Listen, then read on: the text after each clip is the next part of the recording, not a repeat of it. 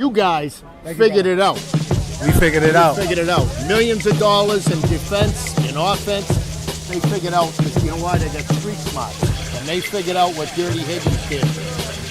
Do you think Karen Reed was innocent, or you think she got away with it? I think she got away with it. Do you? Yeah, she did do it. You think she hit him and drove off? Yeah.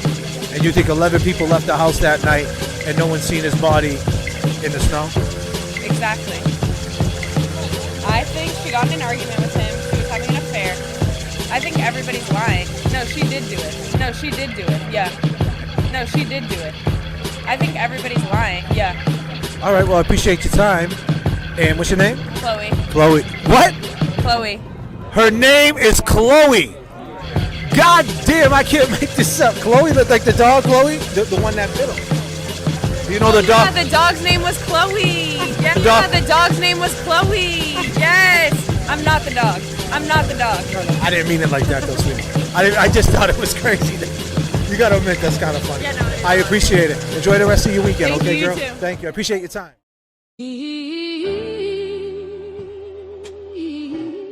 Yeah.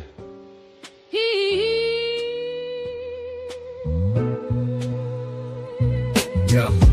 Summer of 1995, hot night in July. Why did Janet have to die? This is the story of Eddie, Commonwealth of Massachusetts. The system is petty, juvenile law and politics so deadly. 15 years old, known as Big Lovable Teddy. Janet Downing, 42 years old, what's the motive? Killed in her home, young mother devoted. Eddie went in the... I go by the name of J.F.K, ladies and gentlemen. And if you have a carry-on, please put it up in the storage compartments. If you have a backpack, slide it underneath the seat. Make sure it's nice and tight, tucked in there. But before you do, make sure you grab your Cliff Bars, your Reese's Peanut Butter Cups, your vapes, your nips, whatever your vice might be, put your trays up.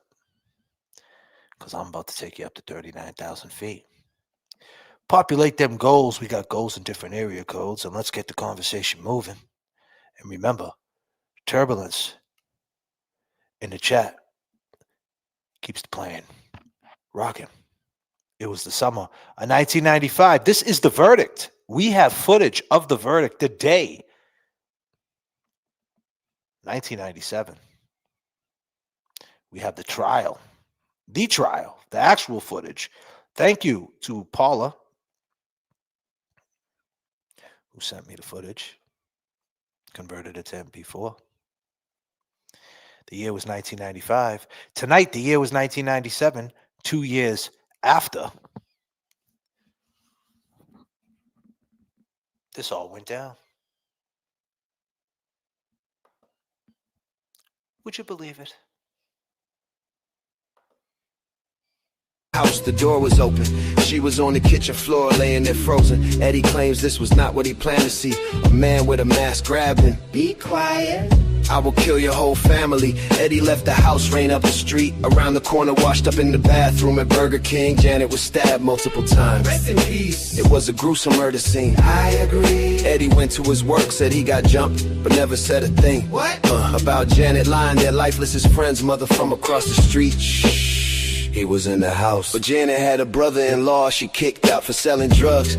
Said if anything ever happened to her, it's him you bring up. The night of the murder he showed up, was acting suspicious in the front yard. Gina in Virginia says he was looking for his keys. It was humid and muggy, but we were showered and neat. He was a cab driver looking for his key.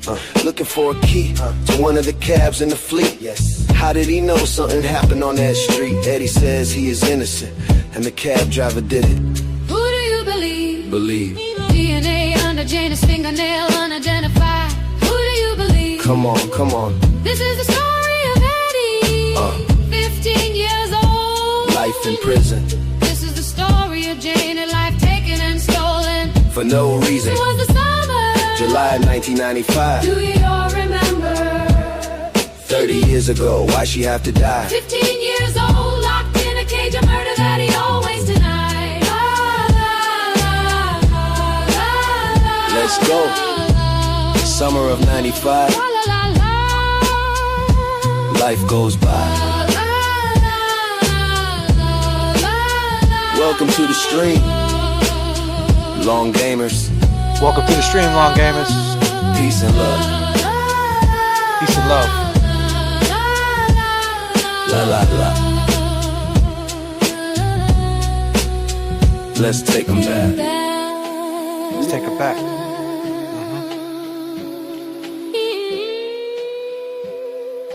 And tonight I got with me, you can't see him. No, you can't see him, but you can hear him. I got my man Jason Brilliant with me tonight. Jay, what's up, brother? What up? What up? What up? Jay, you're working too, huh, bro? I just got home. I just went up to Somerville right now. And yeah, you got some footage of Somerville. Man, we're working real hard on this case, right? And last night was pretty wild, huh? Hearing Adi switch up the story about kittens. Why would he lie about kittens? Did you come up with any answer to that, Jay? Only thing I can think of is that's a guilt. You know, Right. he's a straight liar. He can't help but lie. I like that. He can't help but lie. Would you believe it?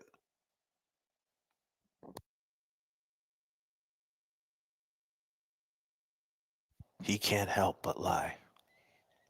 Well, you know, it's something that I think he was trying to get ahead of, ladies and gentlemen. Because when they were doing the autopsy, the medical examiner,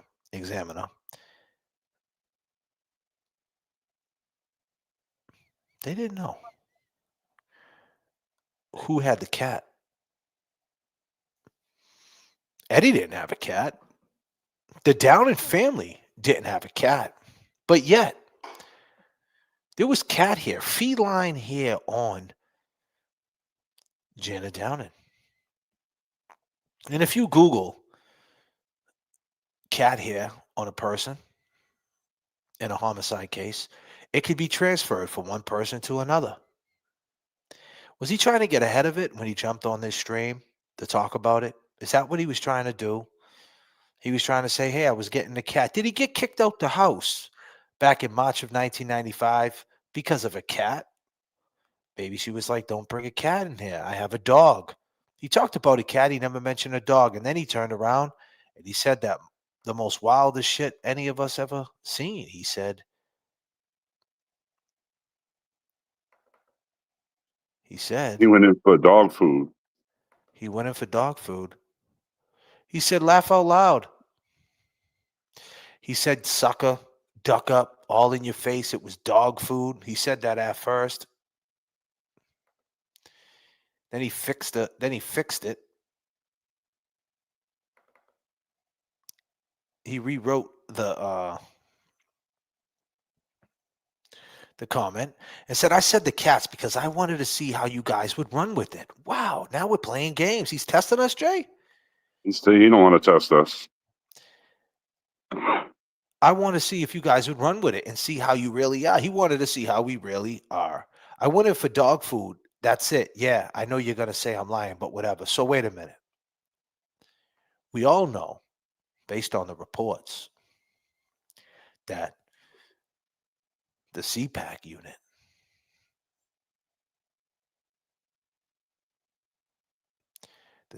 unit was there till 3 a.m. Well, they didn't get there until 3 a.m. So they were there all night, all day. So he never even went in the house, right? That's all a lie, period. But when he spoke about the house, ladies and gentlemen, when he spoke about it, let me take you there for a second when he spoke about it. Let me find that real quick. When he spoke about that, it was pretty wild how he spoke about it. Do you remember when he spoke about the going in the house when I asked him the question when he originally came on here? Do you remember that, Jay? You still there, my brother? Hey, Jay. Did I lose you? Oh, Yeah, my bad. I booted out for a minute. All right. Just let me know when you're I'm leaving back. so Sorry. I'm not talking to myself, will you? So I said, do you remember when I first initially had him on here? I asked him about if he went back in the house. Yeah, he said he went back in 4 or 5 hours later. Right. To get the cat in the kitty litter. Right. That's what he said, right? Yeah, absolutely.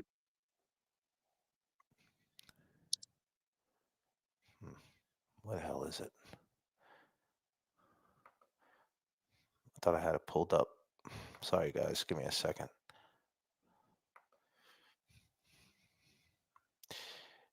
Do you remember his reaction? If you can explain to the crowd real quick. I'm pretty sure that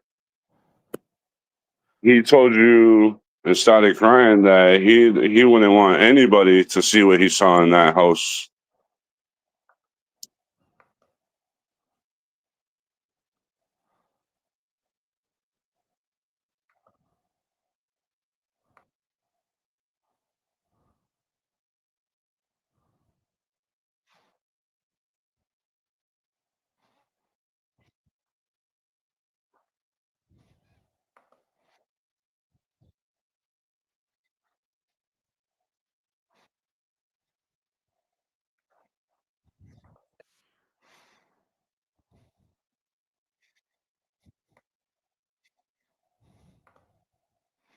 Kicked you out the house. That's letting you know, right? Right, that's a lie. She never booted you out. No, she never booted me out, dude. I'm telling you the truth. I believe you, my dude. I believe you. I'm just trying to get down to the bottom. And so why? So now you go across. But Gina also said that you said that she didn't make it. She put that in the statement. You said she didn't make it. I turned around and told them. After I got off the phone with my wife at the hospital that she didn't make it. But she said she didn't leave the house yet. She said Janet's body didn't even leave the house, and you said she had a No, Janet was gone when I got there. I'll swear to that on my son's soul. May he rest in peace. Oh, you lost your son. I'm sorry to hear that, Adi. Yeah, he died last year to a heart attack. Oh, fuck, Adi, man. Damn. I'm sorry, brother. I'm sorry to hear that, man. R.I.P. Thank you. Man, that's tough. But I just don't understand. I understand what the game they're playing, the whole crew, is they want to blame somebody else so Eddie can get out. What's he mean by the crew? Yeah, what crew? Kevy Kev got a question. What do you mean by the crew? Who's the crew? I mean by the crew, Gina Mahoney, the O'Briens, the Reckleys. So Eddie O'Brien's in the chat, his dad. So Dad, Big Ed, was the body taken out of there before Artie got there? Did you see Eddie, Big Ed, when you was there? I did not see Big Ed. You did not see Big Ed, but Big Ed was there though, right? He's the one that actually discovered her, right? No, Ryan found her, and Ryan ran to the house and told Big Ed. And Big Ed said just now in the chat, it's not a game. It is a game to them. No, well, I get it's not a game to them because it's their son. But when you throw me in the mix for 30 years, trying to say I had something to do with it is a little too much. So you're saying tonight on the J.F.K. show on the Fuckery Donuts shop, that's what we call this little get-together we got here. The Lawn Gamers is what we call the chat. And we got Eddie, we have Artie up here, Artie Ortiz, who we appreciate you coming up here, helping us out. And answer Linda McDonald's question. I don't know how I lost my key. Oh, you see in the chat. So we're gonna get there. So thank you, Lisa McDonald. So you pull up. They're saying that you blocked the drive. You was blocked in, and then you were looking for your key, and you was in the front lawn looking for your key. Why would you be looking right there in the front lawn for the key? The only time I stepped foot on that front lawn is when I pulled up. And you think, why would you think you lost it right there? I never said I lost it right there, and I never thought I lost it right there. But people testified that you was out there looking with a flashlight, the whole shit. That's a lie, dude. Man, it's a fucking complete lie. All right. It's a lie. Why do you think Gina Mahoney's testimony wasn't allowed in? Well, that's the thing. She said she thought it was going to be in, and then they didn't let it in. Yeah, well, what she thought and what they let in are two different things, isn't it? Well, why do you think that was it was a problematic thing or a systematic thing? I think that was more systematic, right? Because at the time, Well, the juvenile let's laws, put it this way. they were trying to Let's do put the it this way. juvenile laws. Let me just say this, and they wasn't going for the third party culprit. The lawyer didn't want Right. to even mention anything about that. He just wanted to say, prove that my client did it. If they would have went with a third party culprit defense, then you would have been all in the mix. You ever hear of the guy, the ATF agent Higgins? You know who he is?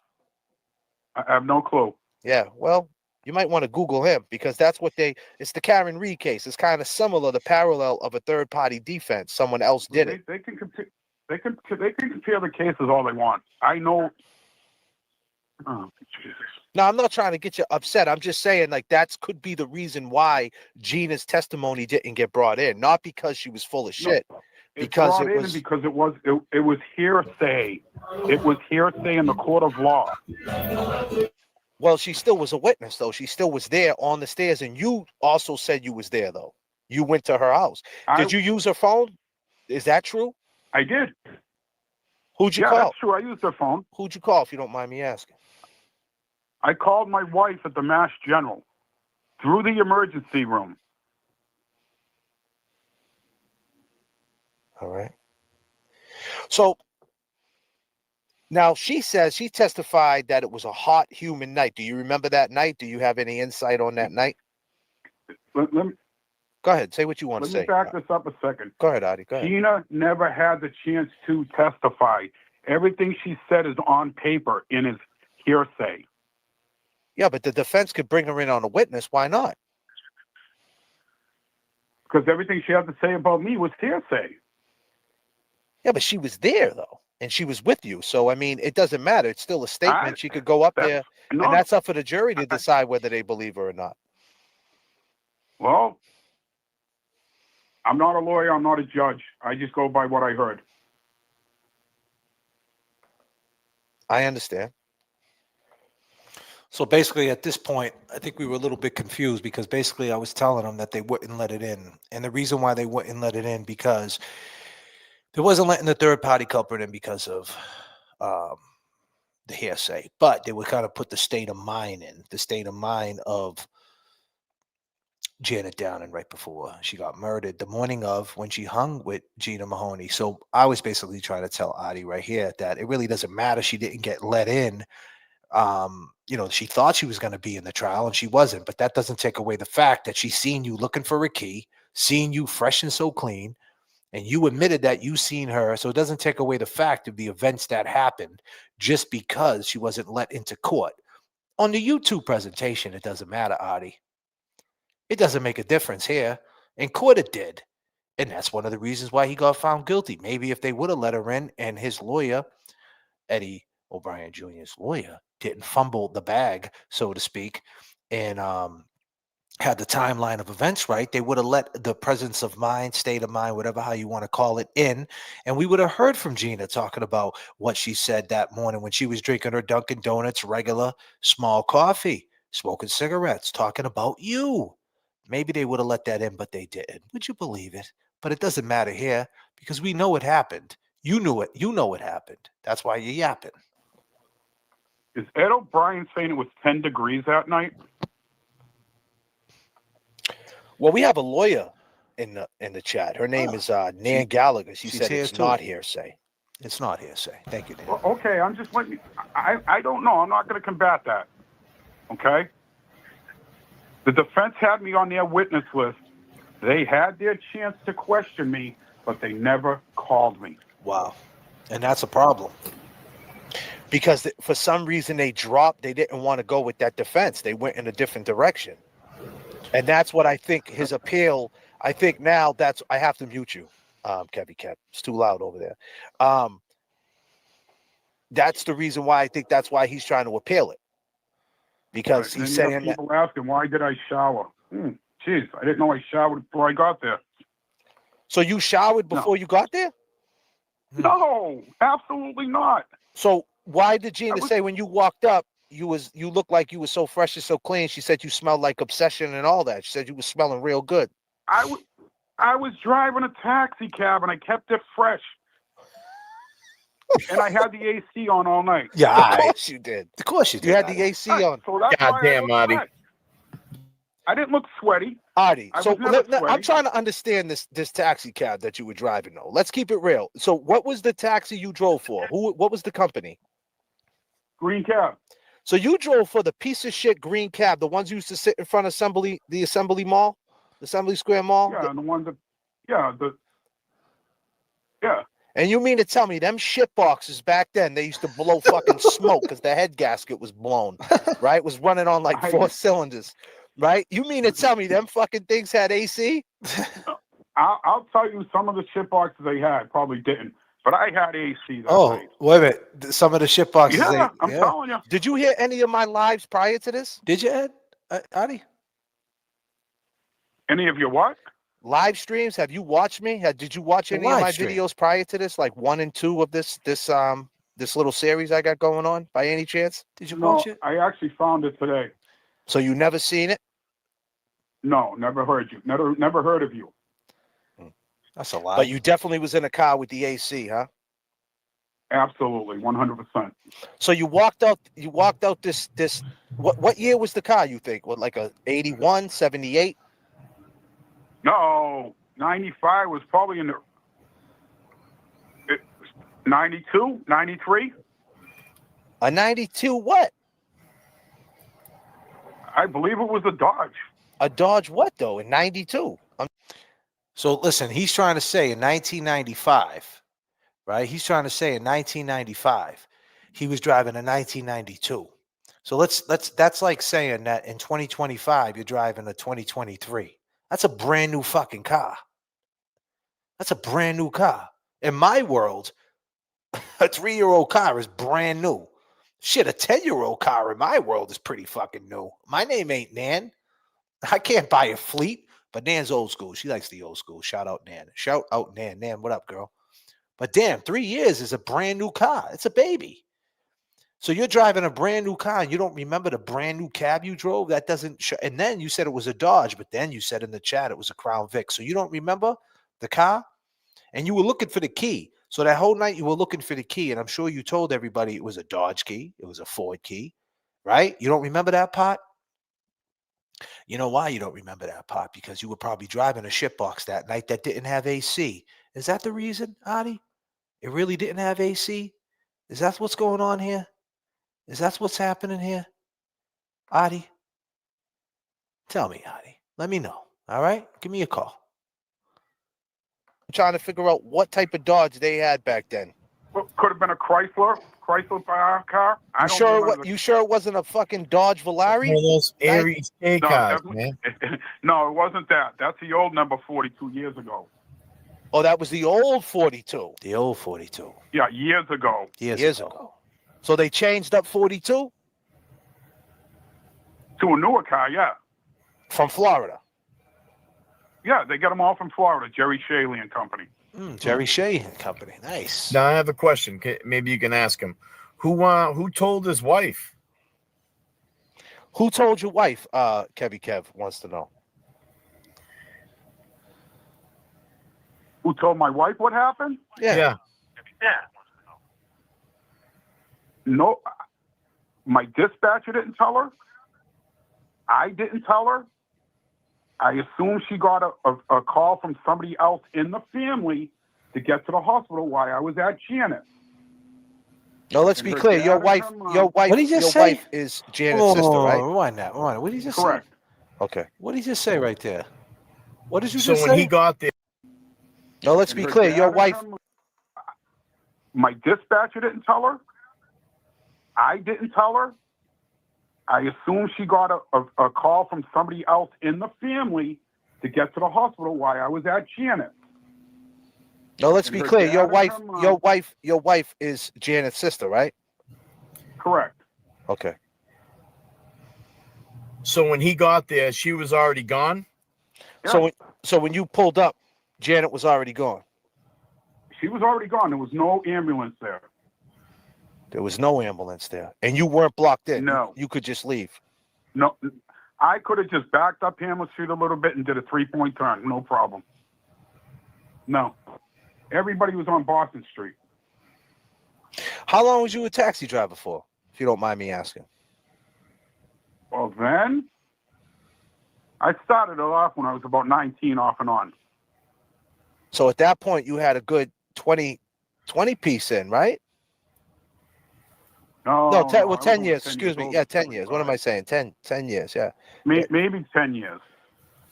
And you don't But remember the not car. And you don't. full-time. But you don't remember the car you was driving. You don't know what type of Dodge it was, because I'm just a car guy. I just wanted to know. Hold what on type a of shit. minute. Just backed up Hamlet Street a little bit. Okay.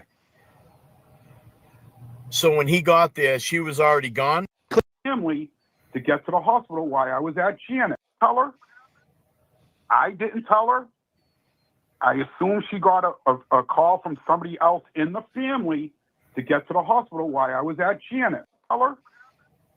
I didn't tell her. I assume she got a call from somebody else in the family to get to the hospital while I was at Janet.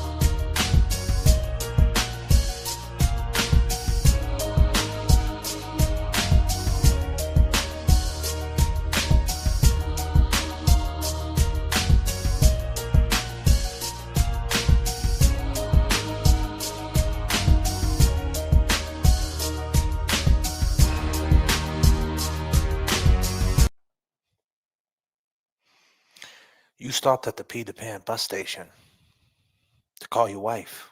You wasn't at Janet's.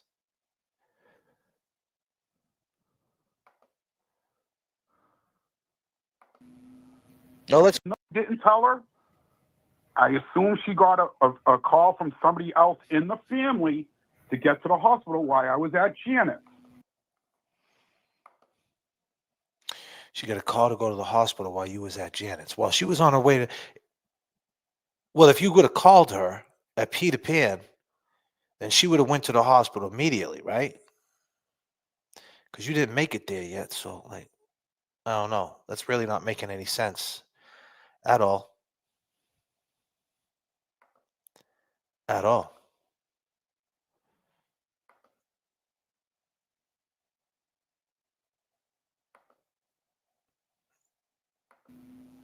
No, let's And be her clear. dad Your and wife, her mom- your wife is Janet's sister, right? Correct. Okay. So when he got there, she was already gone? So when you pulled up, Janet was already gone. She was already gone. There was no ambulance there. There was no ambulance there, and you weren't blocked in. No. You could just leave. No, I could have just backed up Hamlet Street a little bit and did a 3-point turn. No problem. You could have, because you had the key. No. Everybody was on Boston Street. How long was you a taxi driver for, if you don't mind me asking? Well, then, I started it off when I was about 19 off and on. So at that point, you had a good 20 piece in, right? That's what No, I'm- 10, I well, was 10 over years. 10 Excuse me. old. Yeah, 10 years. What That's am I what I'm saying? saying. 10 years. Yeah. Maybe 10 years. And you don't remember But the car. not And you don't. full-time. But you don't remember the car you was driving. You don't know what type of Dodge it was, because I'm just a car guy. I just wanted to know what type of shit you was driving. No, I get what you're saying now, and I am by far from being a car guy. Oh, okay. So it could have been a Chrysler or something. I don't know what they drove back then. Well, I remember them green cabs, man. I was out there, bro. LeBaron? A Chrysler LeBaron? I got you. It wasn't a LeBaron, bro. It wasn't a No, LeBaron. it wasn't a LeBaron. Well, LeBaron was too good for that, though. They had the Valaris, bro. The shipwrecks. Valari, They They had had the big. They look like the big or the crisis. They Valiant, look like a the fucking Valiant. boat. Yeah, they Was didn't. Everybody's saying Crown Vic. There was no Crown Vic. They Was it didn't a have a Christ- Crown. Wait, now they did have Crown Vics. But you wasn't in the Crown Vic. Not that I can remember. I don't remember what cab I was in, but I know it was number 42. 42. All right. So let me ask you this. Jada says you came walking up the street so fresh and so clean. Everybody else was all messed up. Everybody was stinking. It was a long, hot day, and you came walking up with your hair wet like you just took a shower. What do you got to say about that? Is that true, your description that night? Well, whatever they thought about me is what they thought. But I got out of that cab with the AC running. Yeah, and everybody else was sweating, and I wasn't because I just got there. But was your hair wet? No, it wasn't wet. How could it get wet in a cab? I don't know. Did you fucking have a water ball in it, some Aquanet, some dippity doo back then? I don't know. You tell me. I had a tub in the trunk. All right. God damn. Come on. I'm just saying, this is what they said. Now, who's the witness that put a statement? Did you see this? She put a statement that she lived in the house. Who's the woman? So let me ask you this. You lived in this house, right?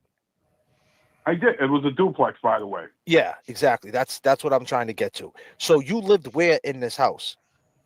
On Janet's side of the house, the right side of the house, if you're looking at it. So you lived in the basement, or you had a room? No, we lived in the front room where our windows face the O'Brien's house, a guy named Tony, and Gina Mahoney. Okay. And so who was the neighbor? Who was the person who lived in the duplex with you guys? What was her name? Virginia Reckley, if I remember correctly. Yeah, so Virginia Reckley said she heard some noise, right? But she chalked it up to her and Paul fighting, right? Did you hear that? Her and Paul. Paul who? I mean, not Paul. What's her husband's name? He wasn't there. Janet. Well, no, she chalked it up to that it could have been a fight between them two. That's why she didn't say anything when she heard the commotion. Because she said she heard. Right, but he was not there. Paul Jr. was. I understand he was not there, but she might have thought he was there. That's what she said. Noise at the bulkhead. No. No. Did you see the statement that she wrote? Not the full statement. I've seen so many over my time.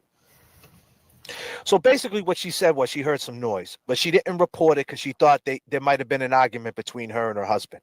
I understand he was not there, but she didn't know that, right?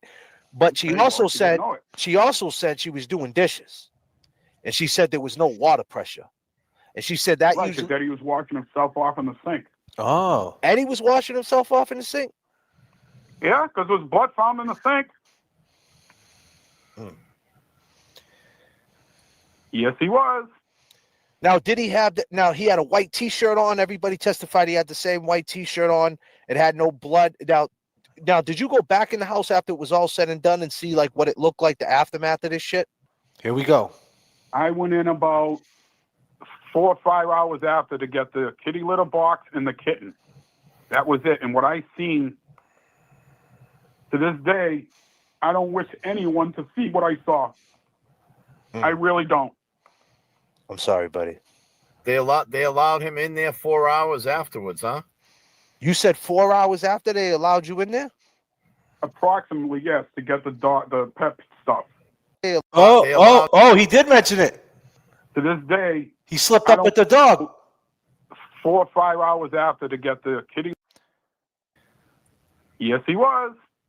Now, did he have now he had a white t-shirt on? Everybody testified he had the same white t-shirt on.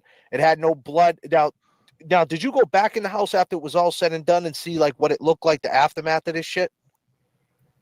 I went in about 4 or 5 hours after to get the kitty litter box and the kitten. That was it. And what I seen, to this day, I don't wish anyone to see what I saw. I really don't. So keep in mind, ladies and gentlemen, right? Have you ever been swimming before? Me and Jay Brilliant was talking about this earlier. Everybody been swimming. You like to swim? You like the pools deep? Do you like them shallow? Whatever your vice might be. Some people like jumping in the deep end. Some people like the shallow end. 4 feet. Well, okay, we're at 4 feet. We're going to hang out in 4 feet. Anybody want to chill in a pool in 4 feet with me? Well, 4 feet's on this side, and then there's 4 feet on the other side. Anybody want to watch me dunk under the water and take a breath? And swim from this side of 4 feet to the other side of 4 feet? I'm going to take a breath. And you guys can watch me. Everybody can see J.F.K. dunk under the water.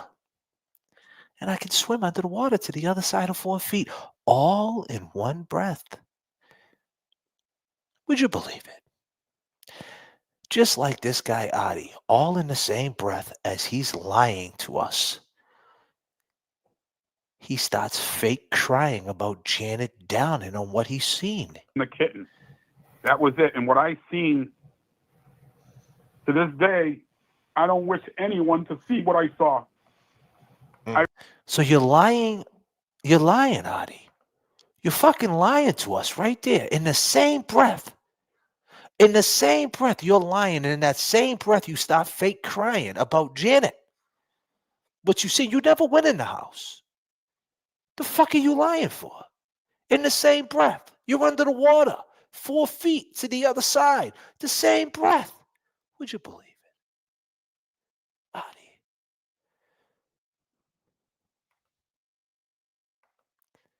In the same breath.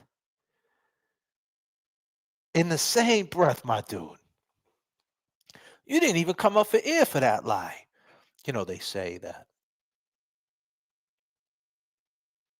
liars are like comedians. Because they got to remember the monologue. They have to. You know, a comedian goes state to state. Goes to Boston, Rhode Island, Connecticut, New York, Philly, Maryland, Virginia, North Carolina, South Carolina, Atlanta, state to state. And every time he does a show, it's the same show. It's the same fucking show. Wherever you catch it, it's the same show. It is a monologue. It's comedy. And that's exactly what the fuck this is, Adi. It's a joke, isn't it, Adi? Yeah. That's right, buddy. That's right. I really don't. I'm sorry, buddy. They allowed him in there 4 hours afterwards, huh? You said 4 hours after they allowed you in there? Approximately, yes, to get the pet stuff. Oh, to get the pet stuff. And you mean to tell me, though, so Eddie goes from there. So you're lying. So you don't even, you said you're going to get the pet stuff. Jay, you hearing this shit? You there, Jay? You got to unmute. Yeah, that's just crazy, bro. He's just a straight liar. Straight lying. Lying up a storm. It's not in the fucking rain in here. Would you believe it? Just like when you asked him who told you, he said nobody. And then he started saying nobody. And then he's like, no one told my wife. No one told my dispatcher. He's a liar, bro. He never mentioned the dog, though, Mickey. Never, not once. In the same breath, he lied. Crying. Putting on crocodile tears.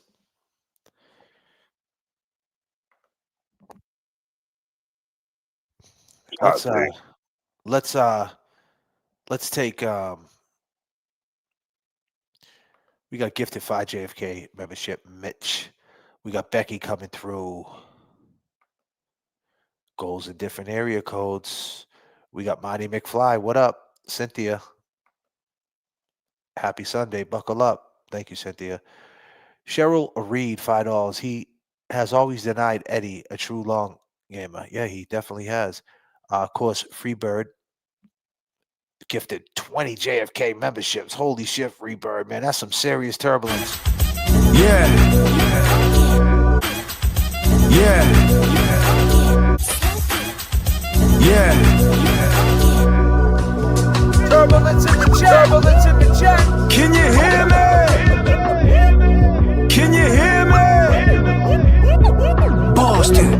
Turbulence in the chat. Turbulence in the chat. Boston.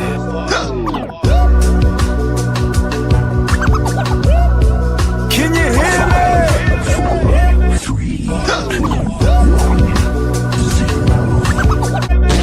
Can you hear me? Static selector. Yeah. We're working too.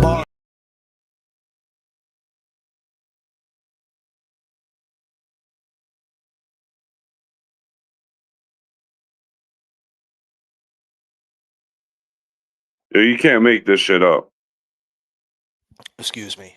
J.F.K. Carol replied to a YT comment of mine saying Janet had 2 cats. Last night, Adi said he made that up to test you. One of them is not telling the truth about the cats. Really? She had 2 cats, huh? So he's lying though. So what's to get the cat? He said kittens. And why are they so worried about the cats? And Mago said they didn't have cats. Carol, you're putting yourself in the mix, Carol. I think that You're breaking up a little bit, buddy. Carol is Audie, I believe. Are What you up? there? What Can up? you see me now? You good? Yeah, I'm good, man. Had some difficulties and shit. Oh, Yeah, there we go. Kevy Kev, ladies and gentlemen. He wasn't lying about seeing what it looked like in the house. He just forgot to mention he was there when it happened. Exactly. Exactly. Shannon Orion. What up, Shannon? Adi keeps switching up the stories. Amy La, 1972. Adi is full of lies. Danielle became a new member. E-Pags once again. Last night, 400, a long game. His jaws dropped open all at the same time. For real, for real. Crime Scene spoke to me, $20. Thank you so much with the super stick. I appreciate all y'all. And remember, Kevy Kev 781 on the Cash App, JFK show off on the Venmo in the Cash App. Populate them goals. Turbulence in the chat keeps it rocking. You were listening, Kevy Kev. You heard what we were talking about, me and Jason Brilliant. It's wild. Wild. Wild. Someone said that Carol said that she had 2 cats. Really? Yeah, someone said that Carol said someone in the she answered someone's message. And she had 2 cats. Saying that Janet had 2 cats. Yeah.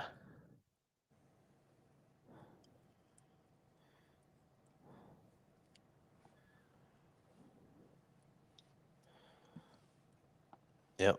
Did Carol say she had a dog too? Well, Adi almost slipped out the dog pot.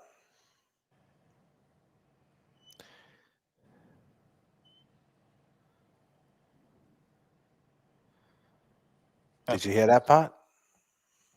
No. You didn't hear him slip up? Almost. He said, I went to go get the cat. I mean, dog. Really? Yeah. Yep.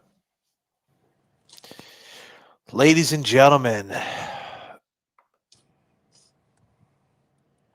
The story is just you know, when I say story, I feel like,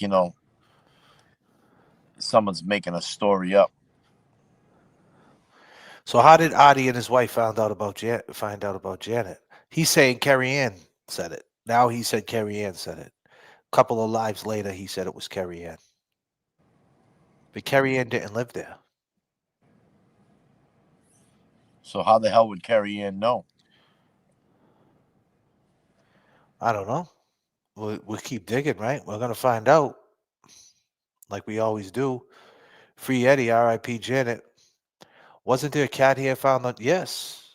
Yes, that's the whole point. Because when they were doing the autopsy, they mentioned the cat here. So if you're a guy thinking that anything can link you to this case, and that's one loose end that you never tightened up, that might have you thinking, right? And I think he wanted to put it out there. In 30 years, it never was mentioned that he went in the house to get kittens.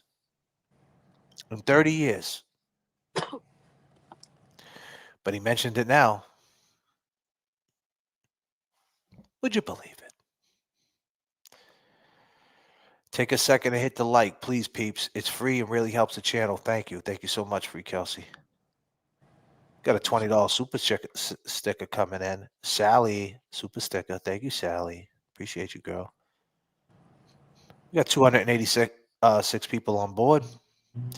And we're about to play the verdict, ladies and gentlemen, taking you back to 1997. About to play the verdict of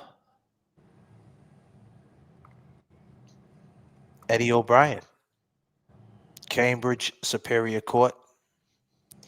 I'm going to take you all the way back, people. Now let's return to the studio with Fred Graham as we await the verdict in the O'Brien trial. Thank you very much, Beth.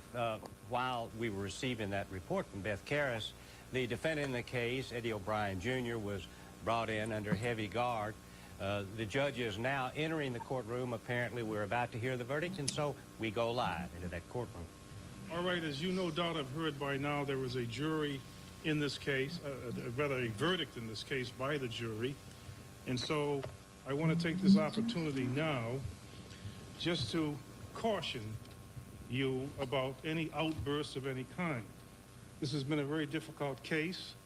There is no question that somebody, one side or the other, is going to be disappointed. And that may occasion someone to express that disappointment. Please do not do so. I want no outbursts of any kind, no applause, no hugging, no noise whatsoever relative to the verdict. Because after all, this jury is returning a verdict on what it sees as the evidence in this case. And they ought not to be embarrassed by any outbursts. Now, if there's anybody here who cannot conform his conduct in the appropriate way, leave the courtroom now. Because I will not tolerate any expressions of emotion. I know that's difficult, but I won't tolerate it. I'll deal with it summarily if I have to. All right, bring the jury.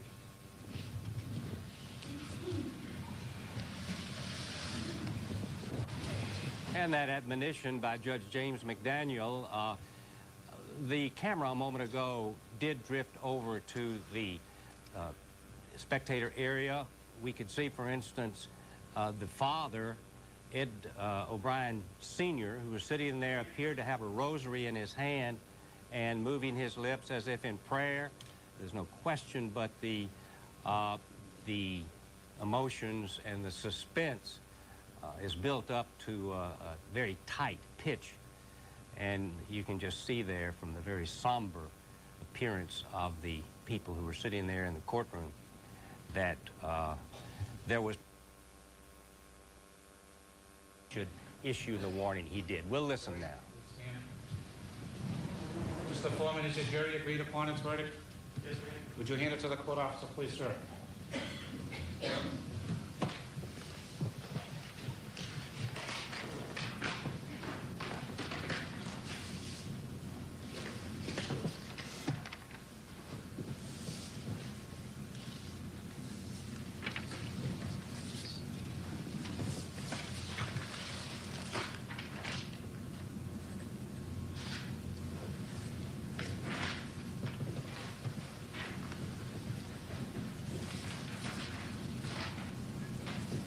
Exhibit 95-1535-001, Commonwealth versus Edward S. O'Brien. Mr. Foreman, is the defendant guilty or not guilty? Guilty. Guilty to what, sir? Guilty to first degree. Go ahead, sir. Read it. Extreme atrocity is guilty. Members of the jury, you'll hearken to your verdict as recorded by the court. The jurors upon their oath do say that the defendant, Edward S. O'Brien, indictment 95-1535-001, is guilty of the offenses charged, which is murder in the first degree and extreme atrocity and cruelty. So say you, Mr. Foreman. That's right. So say you all, members of the jury. Yes. Your Honor, the verdict is then recorded. Would you hand that to the court officer, please, sir? The jury may be seated. The motion is denied. Your objection is noted. You may be seated.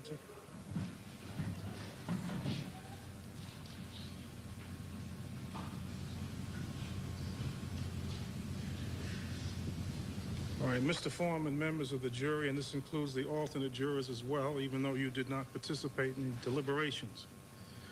The judge who presides over the trial of a case at the conclusion of the case and the return of the jury's verdict thanks the jury for its service, recognizing the difficulty that there is in jury service. I hope this was not an unpleasant experience for you. It may have been in some respects.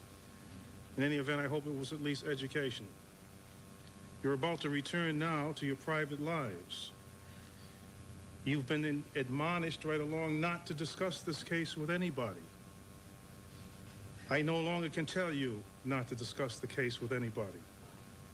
But you may, given the intensity of this case, want to seek your own counsel before you discuss this matter with anybody. There is no question in my mind that people will seek you out to discuss the matter with you. You may want to take some time and think about it before you do that. I don't tell you what to do. I simply will advise you to consider that in terms of my experience in these matters. I have ordered, or about to issue an order, that your names and addresses will not be released to any news media for 5 business days from this date. That order will be official by way of a legal memorandum. But that doesn't stop you from doing what you want to do. I suggest that you give it some considered thought. And with those few remarks in mind, I thank you very much for your service in this case. It was a difficult one. You've done your duty, and that's what's called upon as far as being a citizen of this country is concerned. The jury stands discharged. You may now go on to more pleasant things. Thank you very much for your service.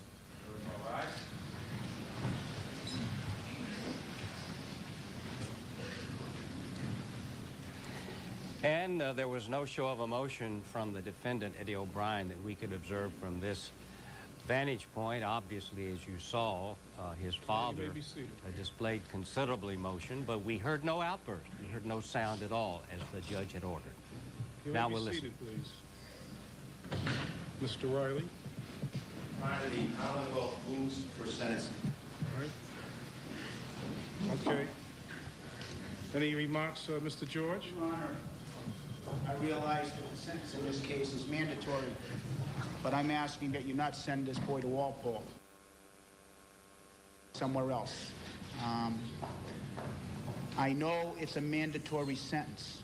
I know what the sentence is. I've been before you before. You know what the sentence is. But I'm asking that you not send this boy to Walpole, that you send him to Bridgewater or somewhere else. Well, you know, the sentence is mandatory, and where he serves his sentence, of course, is up to the Department of Corrections. I have no say over that. Mr. Clerk.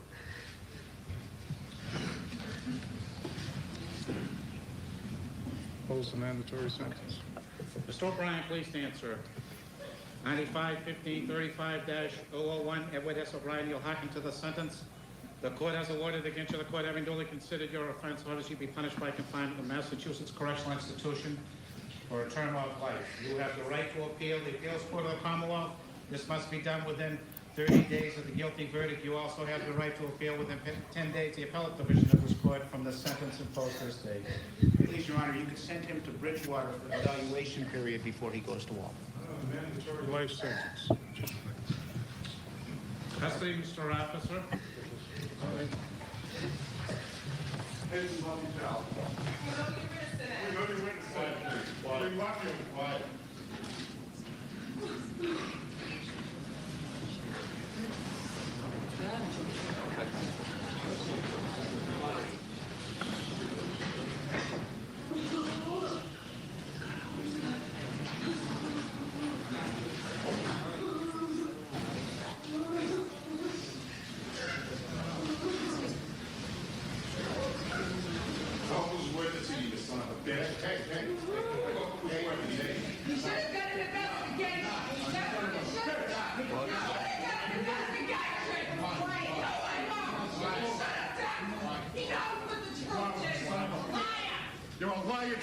You're lying. You're lying. You son of a bitch. Let's go. Step out. Step out of the courtroom. Step out of the courtroom, please. Sir, step out.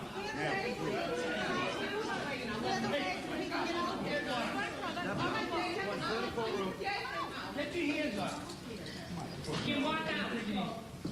Right? Make sure they're locked up.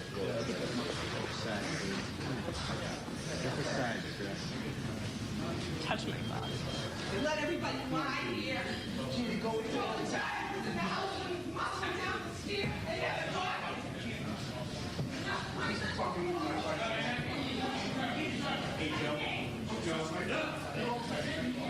You can always tell good breeding.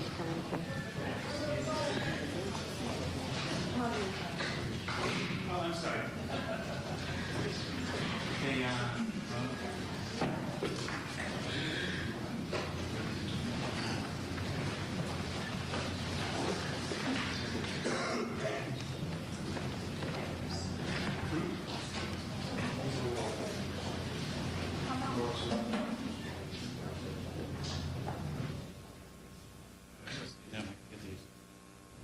And so Judge McDaniel had ordered no outburst at the time the verdict was issued, and indeed there was none. However, you saw what happened after the verdict was announced, and I believe after Judge McDaniel had left the courtroom. It did appear to us that as Eddie O'Brien was being led away by his guards, that a voice which appeared to be perhaps his father called out and said, Eddie, we love you and we know you're innocent, something of that nature. And then we saw, as the camera wheeled over, Big Eddie O'Brien, as he's known, the senior Eddie O'Brien, appeared to turn to the prosecutor, it appeared, Tom Riley, and said, you're a lying son of a bitch. Bob Honecker, did it appear to you, and you're a prosecutor, have you ever seen anything quite like that? Well, yes, that happens on occasion where either defendants or people associated with the defendant vent their anger at the jury's verdict at the prosecutor. And in this case, Mr. O'Brien directed it at Mr. Riley, called him a liar, and also indicated that he allowed liars to testify in this case and allowed lies to continue, which led to the conviction of his son. I want to go over the verdict from what we could hear. It was, as I could hear it, delivered by the foreman of the grand jury. And what he said was, he said, did you find him guilty? He said, what was your verdict? Guilty. Murder in the first degree. And he said it appeared to be that in the verdict sheet, he had said because of the extreme atrocity or cruelty of the killing. And I gather from that indeed they did not find that it was as a result of sort of classic premeditated first-degree murder. Right. Well, classically, first-degree murder is deliberate or premeditated. And then you may have an aggravating factor or something that raises it to the level of first degree, such as atrocity, cruelty. And in this particular... His political career was on the line, and that's all he cared about. And I don't know how that man sleeps at night. I'll tell you... Her son was in the house when she went down the stairs. You heard the testimony of the neighbor that heard her go down the stairs at 8:15. Artie Ortez's cab had to be towed from Hamlet Street, where the blood drops were going down the hill. The judge would not allow that to get out in court. Artie Ortez. And if anybody can't see that, they're blind. Okay. She threw him out of the house 3 months before this because he was selling drugs in the house, but they won't allow that testimony in there. Give me a break. The woman who spent the last 10 hours with her testimony. 10 hours of her life was spent on the porch with Gina Our Mahoney. son, 15 years old. I mean, give me a break. He did this in 10 minutes. 10 minutes. He killed her. He dressed her, redressed her, cut her throat. Give me a break. Shane, why didn't he go on the stand and say this? He's 17 years old. You want this Riley lying son of a bitch to prosecute him on the stand? They wouldn't There's let no me way. say it. They wouldn't let you. They wouldn't let me. This is a joke. This is a joke. Mr. Riley should be ashamed of himself. Wow. Telling me. These cops lied on the stand and was proven they lied on the stand, okay? You had Stanford, you had Stanford and you had that Firmino in there lying to death. Why but did not- Mr. Pino gets on the stand and says they were lying. But what does that mean? Two police officers get up there and lie on the stand. They gave a black eye to every good policeman in this state. And they should be ashamed of themselves to put a 15-year-old kid away for life. But it's not over. We got the appeal. And I'm telling you right now, I will die before my son spends any more time in jail than he has to after this. Wow. Can we get a reaction from Patricia? Mrs. O'Brien. What we saw he did to John Fitzpatrick on the stand, what we saw, what he did to him, and he was one of his witnesses. 30 years experience with him. Okay, Please, let Mrs. okay. O'Brien talk. What he did to John Fitzpatrick and how he changed his testimony, you think our son was going to go on the stand and let the evil little man of Mr. Riley get on that stand and rip my son apart? Patricia, No. beyond the question of whether Eddie should testify, I just want, it's been more than 2 years, your reaction. Artie Ortez murdered Janet Downing. God damn.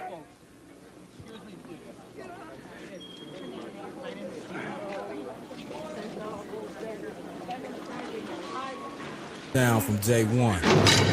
Welcome to Dub. And you could almost hear someone as the elder O'Brien hustled away from there by someone to hear something. And I can understand how this is. Right, so certainly this was quite an emotional. Here you have two parents, a young individual who's been convicted by a jury of committing a horrendous, horrific crime, kind of murder where the victim in the case was brutalized. The jury rendered its verdict. They disagreed quite vehemently with the verdict, but also with the prosecutor and the way he managed the case, the witnesses. They made some fairly severe accusations concerning the fact that police officers have lied in this case. And even more importantly, they have thrown out there the issue of the real killer, who they believe, and Artie Ortiz. That's right. And we should explain here that this was a theory that the defense had. The judge precluded the defense from bringing in any allegations such as this because the judge, as I understand it, felt that there was no real evidence to support that and that it would have been a red herring. But it's now been thrown out there to the world, and I guess the reason... They did a wonderful job from the very first day until the end. I'd like to thank the jury for having enough courage to come back with a verdict of guilty for a 17-year-old. It took a lot of courage, and I'm sure they didn't do this very easily. I'm sure this took a lot of decision and a lot of thinking. This wasn't an easy thing for them, and they showed courage, and I'd like to thank them. Carrie Ann, ladies and gentlemen. Heard from Eddie on the stand. No. Why? Because he'd lie. He's not going to say he did it, so what was the point? Any reason why he was in the house would just be a lie, and it wouldn't make me feel any better, so it was better off that he didn't take the stand. I'd rather not hear from him. No one here can imagine going through what your families had to go through. Is there any way to put closure on this? Does this verdict do that? I think the verdict puts closure on having to deal with who did it, and puts closure on having to worry about ever seeing him on the street or having to worry about him ever doing it again. For my family, we've lost our mother, and that's never going to change. My child has lost his grandmother, and that won't change, but you move on. You still have life, and you move on. You just try to live it the best you can. Welcome. Thank you. Thank you. Thank you. Any other questions? Did we hear from Artie? It's appropriate. Can we hear from him? No one's covered. Listen, he has been, a terrible injustice has been done by even bringing a man who was totally innocent into this case and injecting his name into this case. That's wrong. And that's fundamentally wrong. And What's going on with you over there, bro? You just muted yourself up. You seem like you're all disheveled, man. You all right? Unmute your mic. Just listening, bro. But you keep coming in and out. What are you doing? You keep like coming in. Nah, I keep getting bumped out of the. It's kicking you out. Is it kicking me right off the stage, man? Yeah, it's not me doing it. I don't know. That's the same thing Brilliant's saying. My bad. You hear this guy? You hear this? Yeah, I'm listening to it, man. It's I mean, you know, just it's a tough thing for this family, you know, to have gone through too. I'm listening. I can't see it. I tried to come in through my phone, but it's just that's not working either. It's best through my computer. So, I heard I heard Mrs. O'Brien,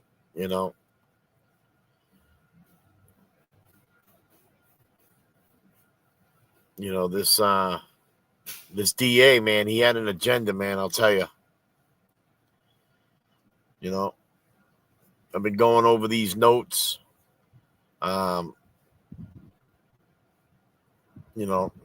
Documents that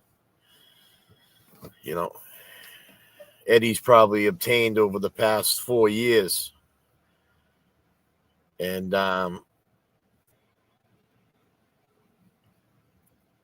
you can see what's going on. This this DA, man, he needed whatever it was to stick, and it's just we're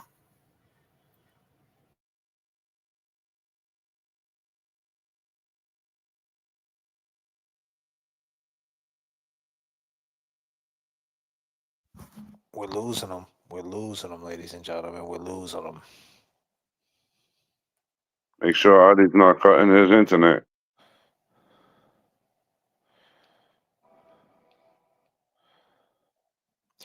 You heard Riley. That's Riley, ladies and gentlemen. That's what he looked like, huh? Yeah, we're having a tough tech night with Kevy Kev. He just jumped back in. Yeah.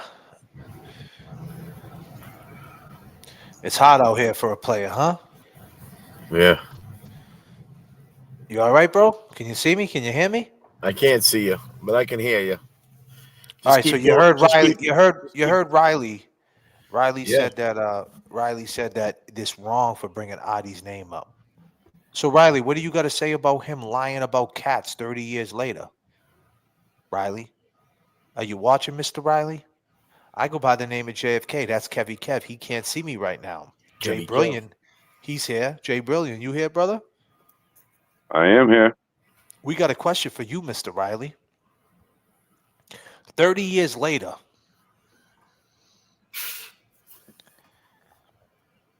the guy that you said was being accused lied to us about kittens.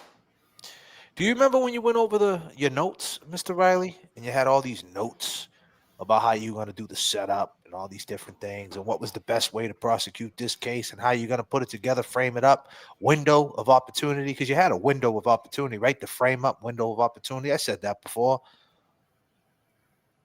That's what it was, right? The window of opportunity to frame up, because you were going for Attorney General. Yeah, Governor Wells, you guys were kicking it, playing golf.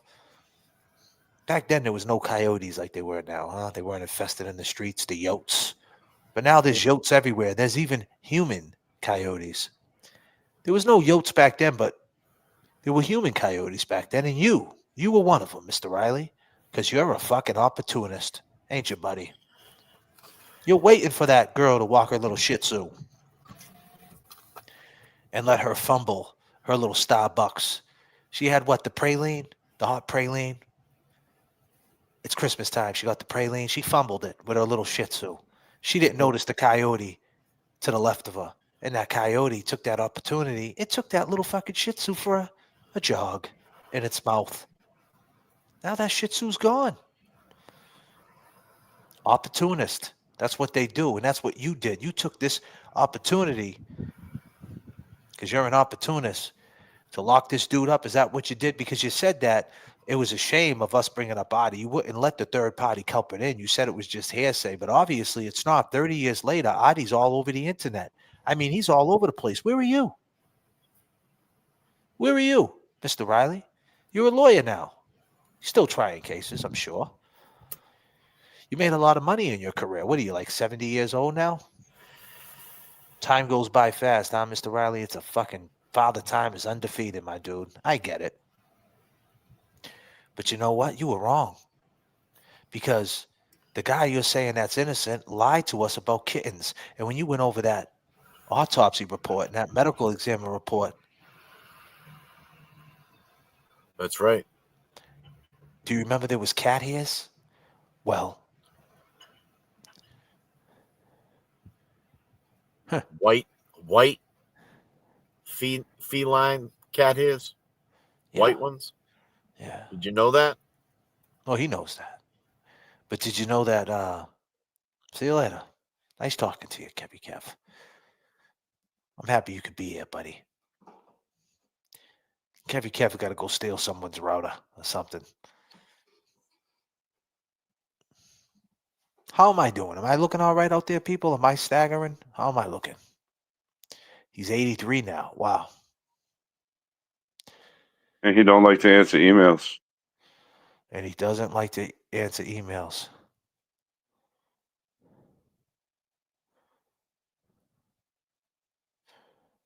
Thank you, Miss 808.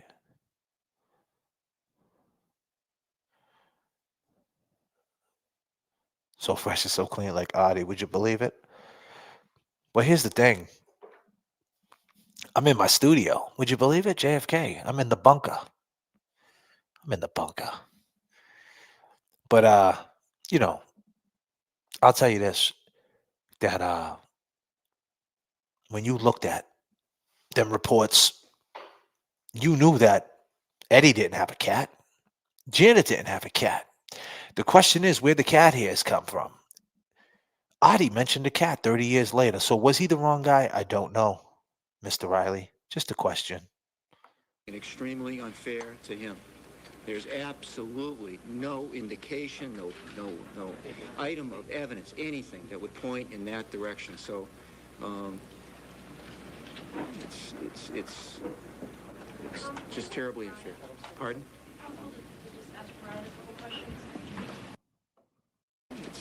It's into this case and injecting his name into. Welcome. Thank you. Thank you. Thank you. Any other questions? Did we hear from Artie? It's appropriate. Can we hear from you? I don't know what the cover. Listen, he has been a terrible injustice has been done by even bringing a man who was totally innocent into this case and injecting his name into this case. That's wrong. That's fundamentally wrong and extremely unfair to him. Really? There's absolutely no indication, no item of evidence, anything that would point in that direction. Wow, sounds like Colin, huh? Doesn't it? It's Yeah, it does. terribly unfair. Pardon? What's the connection between him and Adi? Brian, it must have been very hard for you to believe that it was your best friend who took your mother's life. When did you start to realize that that was true? It took a while. I'm not really sure when it hit, but it hit hard. Probably days after when I found out when you got arrested. That's when it really started to hurt. And He got arrested. That doesn't mean he did it. Tom Riley, his staff, the police officers, their staff, and the mothers and my friends that all had to go through this. They went through a lot, and I love them all for doing what they had to do, because they all did a good job. Brian, was there any part of you today that had any empathy for Eddie O'Brien, seeing your best friend getting sent away? No. No. Not at all. Ryan, we see you coming into the courtroom every afternoon with your school bag. How have you been able to go on with things? How is it that you get through class, and how do you and your sister really do it? You just do it. Some of my brothers and sisters still go to class, but like my sister went to class today. She had a lot to do. I have it a little easier because I don't really miss that many classes, but I'm not really missing much, so it's pretty good. It's not that bad. And of course, you've seen him testify at the trial as well. Ryan Downing, his best friend was Eddie O'Brien. Very, very difficult to even imagine that Eddie O'Brien might have committed this horrendous crime. Well, we're going to talk about all kinds of things about this case and about the verdict itself. About a half an hour from now, we're going to ask you to join our conversation, as we have tried to do between 7 and 7:30 each time that we can. And we are going to do it tonight, of course, because the verdict has come in, so we'll talk with you later. In the studio, Peter Driscoll remaining with me, former prosecutor, well-known criminal defense lawyer. Joining us to Peter's left, Dr. Lawrence Kobylinski, a person who is a forensic examiner working now at the John Jay College of Criminal Justice in New York, but you have specialties in all of these areas of forensic science, and you've been very kind to join us it's a pleasure. Many times throughout this trial. So I'm going to ask you the broad-based question.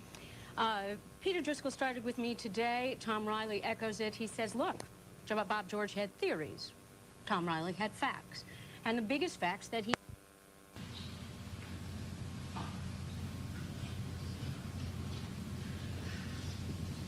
All right, Mr. Foreman, members of the jury, and this includes the alternate jurors as well, even though you did not participate in deliberations.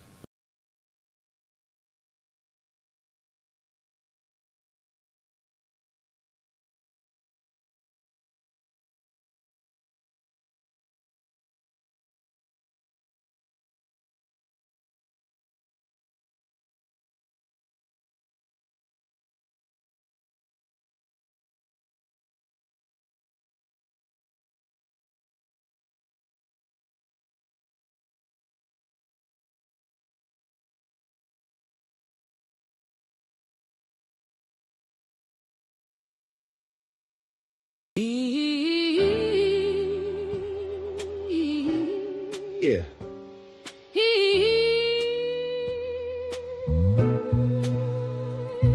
Yo. Summer of 1995, hot night in July, why did Janet have to die? This is the story of Eddie, Commonwealth of Massachusetts. The system is petty, juvenile law and politics so deadly. 15 years old, known as Big Lovable Teddy. Janet Downing, 42 years old, what's the motive? Killed in her home, young mother devoted. Eddie went in the house, the door was open. She was on the kitchen floor, laying there frozen. Eddie claims this was not what he planned to see. A man with a mask grabbed him. Be quiet. I will kill your whole family. Eddie left the house, ran up the street. Around the corner, washed up in the bathroom at Burger King. Janet was stabbed multiple times. Rest in peace. It was a gruesome murder scene. I agree. Eddie went to his work, said he got jumped, but never said a thing. What? About Janet lying there lifeless, his friend's mother from across the street. Shh, he was in the house. But Janet had a brother-in-law she kicked out for selling drugs. Said if anything ever happened to her, it's him you bring up. The night of the murder he showed up, was acting suspicious in the front yard. Gina in Virginia says he was looking for his keys. It was humid and muggy, but we were showered and neat. He was a cab driver looking for his key. Looking for a key to one of the cabs in the fleet. Yes. How did he know something happened on that street? Eddie says he is innocent, and the cab driver did it. Who do you believe? Believe. DNA under Janet's fingernail, unidentified. Who do you believe? Come on, come on. This is the story of Eddie, 15 years old. Life in prison. This is the story of Janet, life taken and stolen. For no reason. It was the summer. July 1995. Do you all remember?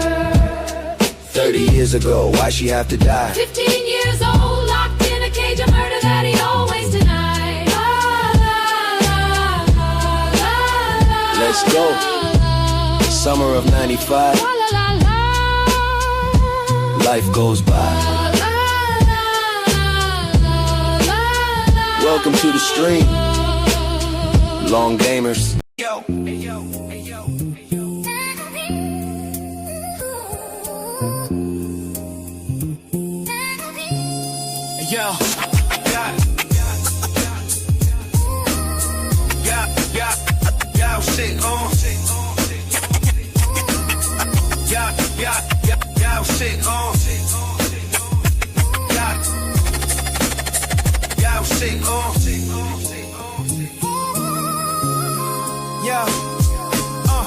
Can't blind your vision, cover these clear mornings. Days fly by, let's make another year for it. Struggling and stressing, brother, but you here for it. Life sends you in a tailspin without no real warnings. Sat on the porch all night, damn, I used to rip flows. All the girls you stared at, yeah, I used to get those. Them chicks started smoking crack, now the kids are all schizos. Another day in the hood, homie, you know how that shit goes. You ever look at a calendar, be scared to count it? He never did a day of time, so we rap about it. Real ones traumatized, we could do without it. System is rigged, they got us surrounded. They talk shit, brown nose, they are in your business. Be your close ones, boast fun, show interest. At your front door, ghost guns, load the switches. For a Rolex, leave you dead, no witness. Let's go. We just trying to live, please leave us alone. We fighting for justice, we trying to make it home. From Proctor to Mulligan in the combat zone. They killed Jigga right in front of the stove. No more sitting for summers, just trying to change our ways. Lost the sting, but that sensation stays. Chasing validation, I can see the hate in their face. He is scared he gonna die, history reading today. Welcome to the street. We be Keith, James, Jackson, J.F.K. 39,000 feet. Let's go.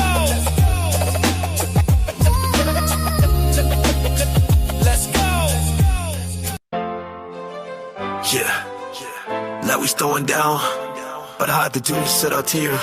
Why am I wet, man? But it's going to let us go. Hey man, wanna talk shit on internet? Then you call me homie, and you don't even know me. You see this dude on your screen, think you know the real me, man. You can just blow me. You all in your cute little studio, act like you on the streets, call me bro.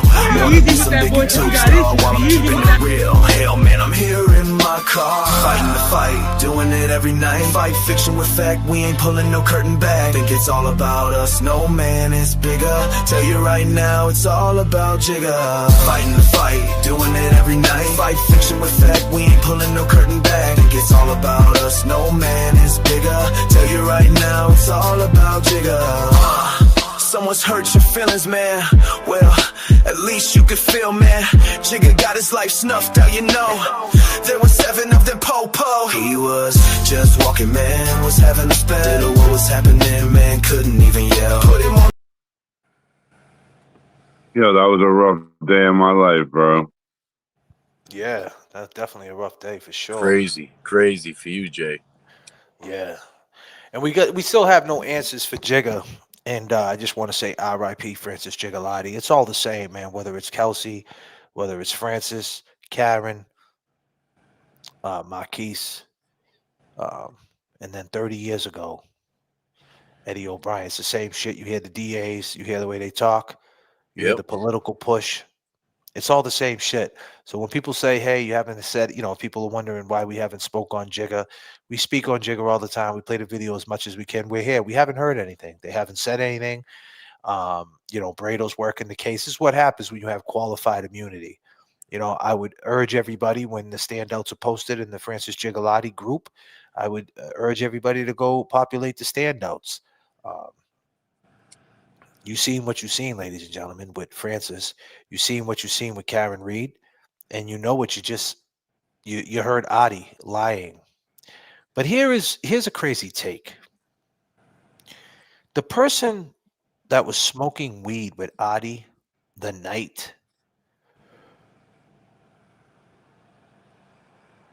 Janet was murdered.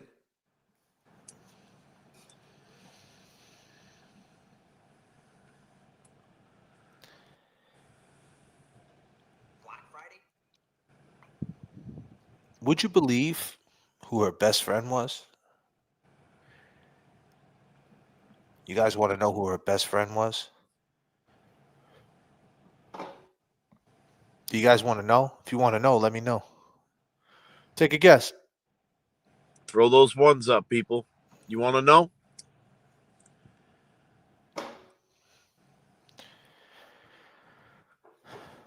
The game's the same, different players, for real.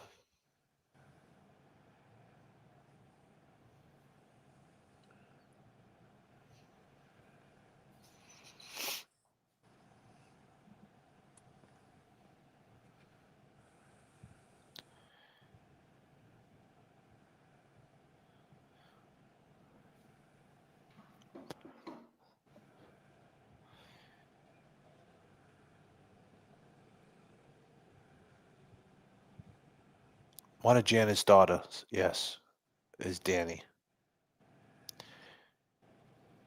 You No, want to one tell of him, them is, that's not her. Gina's what? daughter.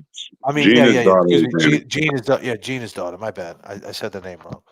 My bad. Thank you for coming in. You want to tell him, Jay Brilliant? Who's the person that was smoking weed that night with Artie? Her best friend is who? Deanna Cremens. You want to explain who Deanna Cremens is? The girl that got murdered a month or two before on her way home from her boyfriend's house, supposedly. Strangled, and kids found her on the way walking to school the next morning. Right around the time that Addie was told to leave Janet's house.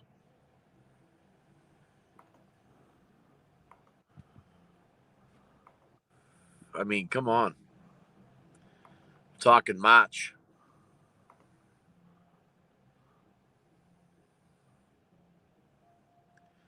Another unsolved murder.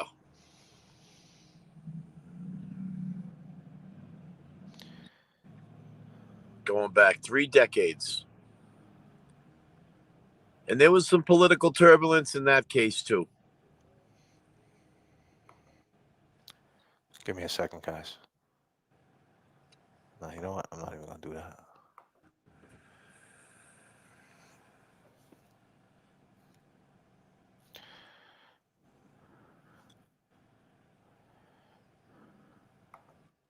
It's wild to think, right, guys? The same person, Deanna Kremen, March of 1995. What was it? 3 months, right? That's right. 3 months prior, she was found strangled. And the person he was smoking weed with, excuse me, the person he was smoking weed with, ladies and gentlemen, 17-year-old girl, which was even crazier to think.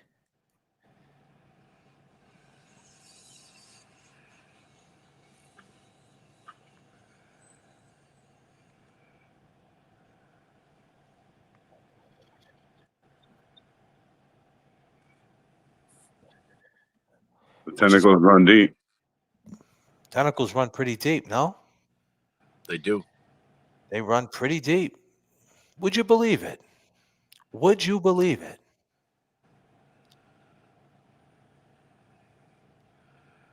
Probably the. Wait, say that again, please. Well, I'll say it again. He was smoking weed that night, Adi.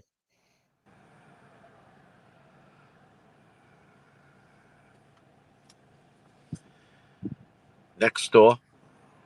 Next door with a young woman named Dina. Young girl named Danny. Excuse me. Yeah, Danny. Thank you. My names are all messed up tonight.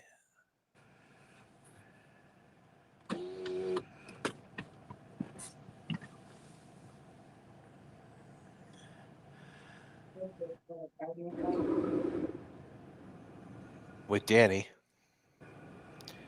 And yeah. And Danny was best friends with Deanna Kremen.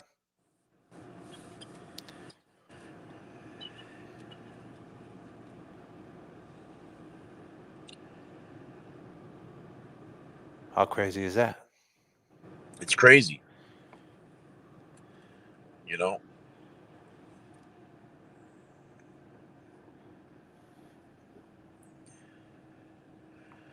This guy, he's he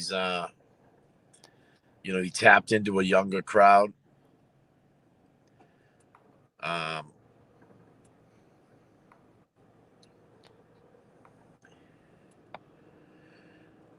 and it just, Yeah,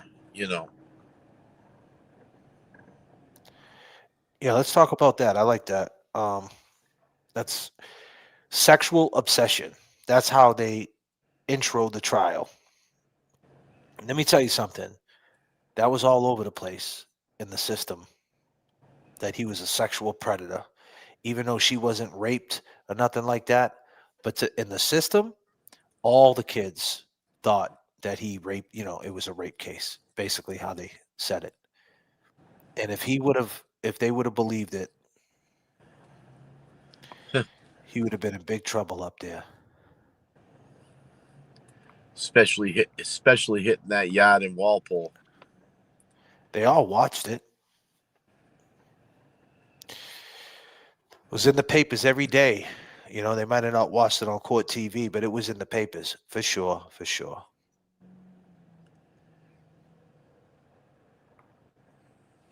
And and that's part of that.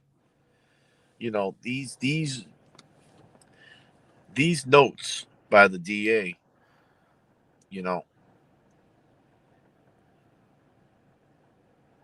They push that. Yeah.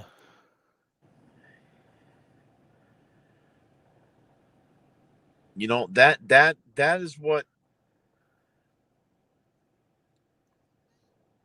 I mean a heading like that.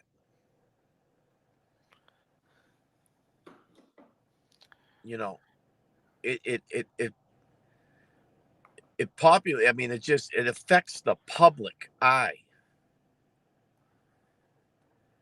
in an overpowering way.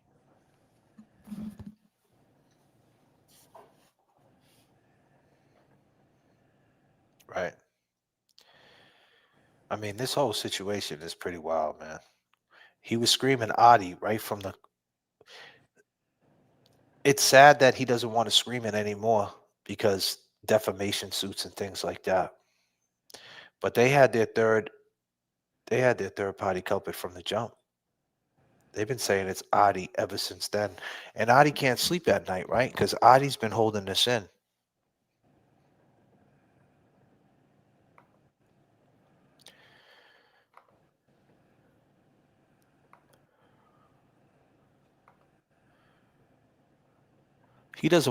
He remembers that day in that court.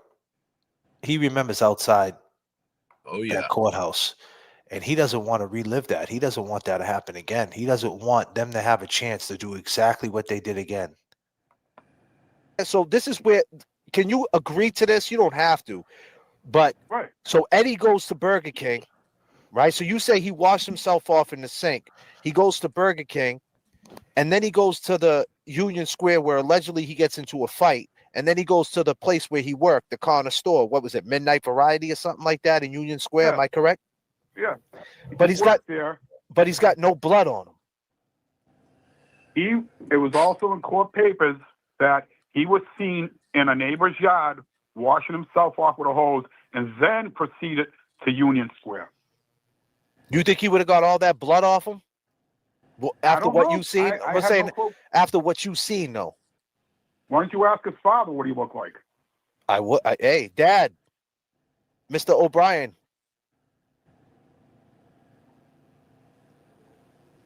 What's going on with this blood situation? That Because was a that's where the shot story, as Dad? no pun intended, gets sticky, Throw right, him a link. Artie? Throw Mr. O'Brien a link. It's pinned up in the chat. You got to shut that down, bro. It's pinned up. Eddie, Big Ed, if you want to come up, just hit that link. It's pinned up. Someone reshare it. Natalie, you can reshare it for Mr. O'Brien if he wants to come on and talk. If he would like to. Yeah. So you're saying the way they seen you is the way they seen you. And now what's up with this cat litter stuff and all these things that she was going through? There was windshield wiper stuff poured in her car. Do you think that shit was happening while I was living there? Okay, so it was happening when you was living there. So did she tell you that she thought it was Eddie? No, she did not. She just said weird things are happening. I found kitty litter hanging from the ceiling and things like that. No, she never said who it was or thought. And so you don't think that she would have blamed you? You had no smoke with her at all? You guys were cool all the time? Dude, we had no smoke. I came home. I did the laundry work. I did the lawn work. I even helped Eddie O'Brien out one day when there was a fight in the street. Which one? the dad was arguing with these dudes in the street, and I come flying out of my house with a hockey stick. Someone just asked a question. JFK, ask him if they said, ask him if he could pass a lie detector. Absolutely. Well, there you go. 100%. So you think Eddie O'Brien, this 15-year-old kid, went in there? What do you think happened? I mean, what do you know? Why do you think he did this? We don't. I can only go off of court papers. I don't know why he did it.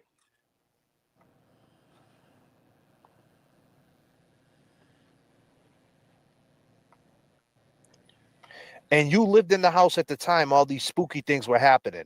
So you can agree. Now, this is where it gets kind of technical, right? Okay.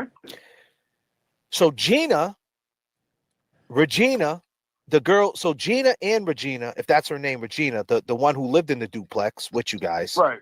And then Gina across the street. And there was somebody else, too, that wrote a statement. They all said the same thing about this spooky shit happening. And you're confirming it, too. So yeah, they're not lying about that, you're saying, right? Right. And they're all saying you were the one. She was saying it was you, but you're saying you were living there and she confronted you about it, but she never said who it was. So if they were, my point is, why are they lying about you? Why, you're corroborating the stories of these things happened, but yet you're saying they're lying, but yet they have the same story you have. The only difference is they're saying it was you. It was happening while I was there. What else can I say? But why would they say it was you? Because they're trying to cast a doubt in the jury's mind. They all got their little clique together, and let's blame Artie Ortiz.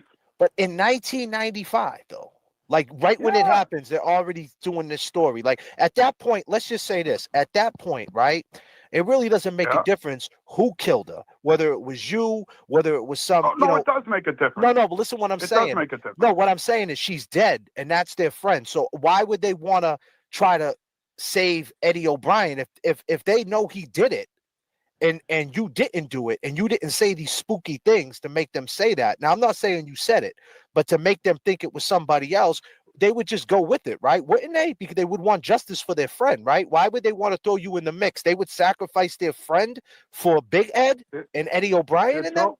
They're throwing me in the mix because they're all friends up there. Gina Mahoney came up with this elaborate lie. Can I jump in? Can I ask something? I mean, I wanted you to ask him. From what we heard, that he was asked to leave the house. Now, the only reason why we would think maybe these little odd things might have happened with just someone being spiteful.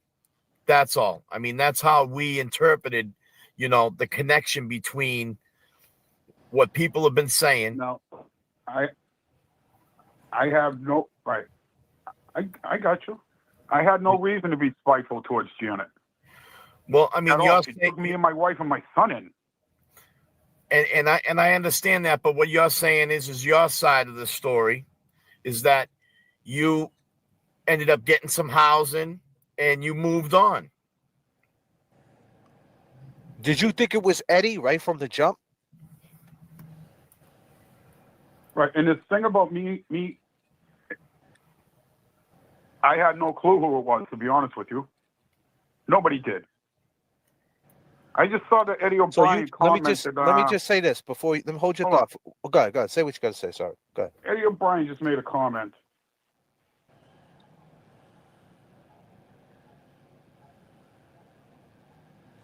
I'll try to find it and pull it up. And it caught my attention. I noticed my goddaughter's on here too. Yeah, your goddaughter. She's been sick enough for you, bro. And listen, I'm not trying to. I'm not accusing you of anything. I'm not saying that Eddie didn't do it. I'm not saying anything like that. This is one of these cases.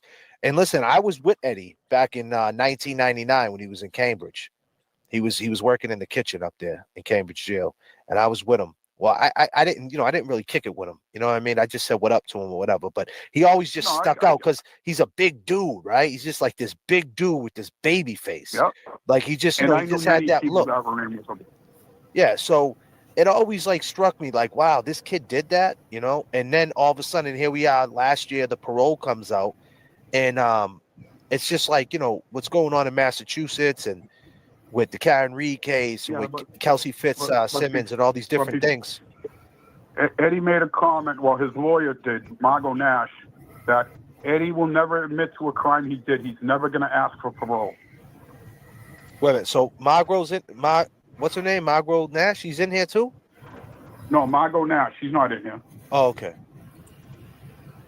Margot Nash was his No, she was his liaison for court.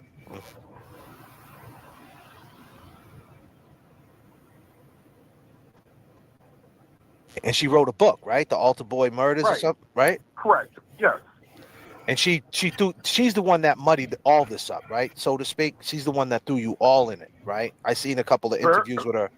Her, the O'Briens, and Gina Mahoney. Now I got a question for him. I mean, where he lived there? What type of, in this mother? What type of kid was Eddie? I mean, was he real good friends with her son? Type of what? What type of kid was Eddie? I'll tell you, he seemed like a good kid. He was friends with her sons. He came in the house. I had snowball fights with the kids, including Eddie outside. Things like that. I thought he was a good kid. Type of kid that could have dinner there with her son.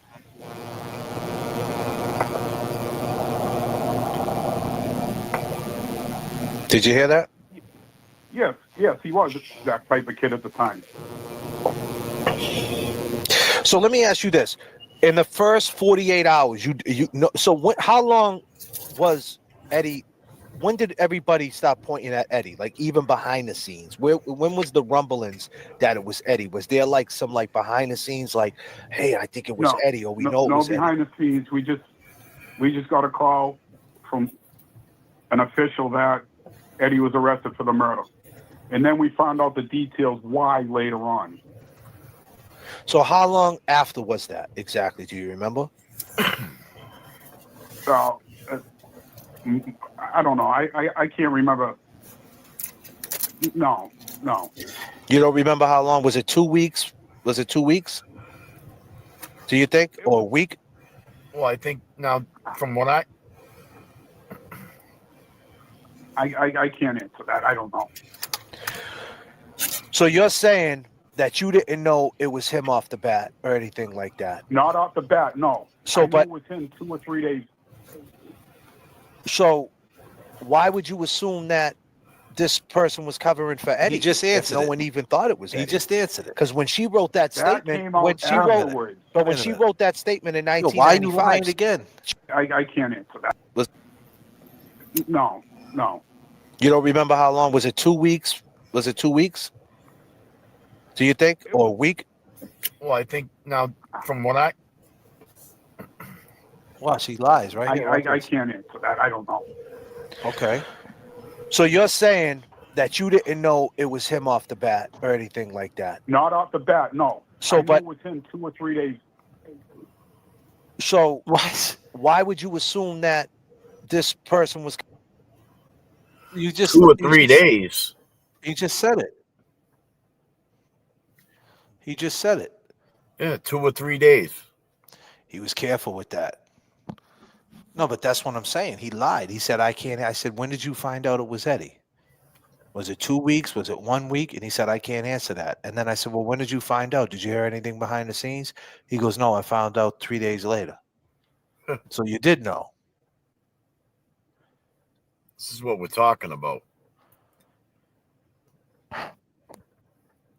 Them lies. Yeah, lies, right, Brilliant? Been living them way too long. You know what that just made me think of? Charged? When did he get charged? He got charged like 2 days later, right? See, he doesn't want to say when. He 2 or 3 days later, he got charged. He doesn't want to say when, because if he says it before, then that means it was him in the house with the knife to his neck. Exactly. Very careful about that. Right around them edges. Everybody's like, I seen people saying he's confident in his answers.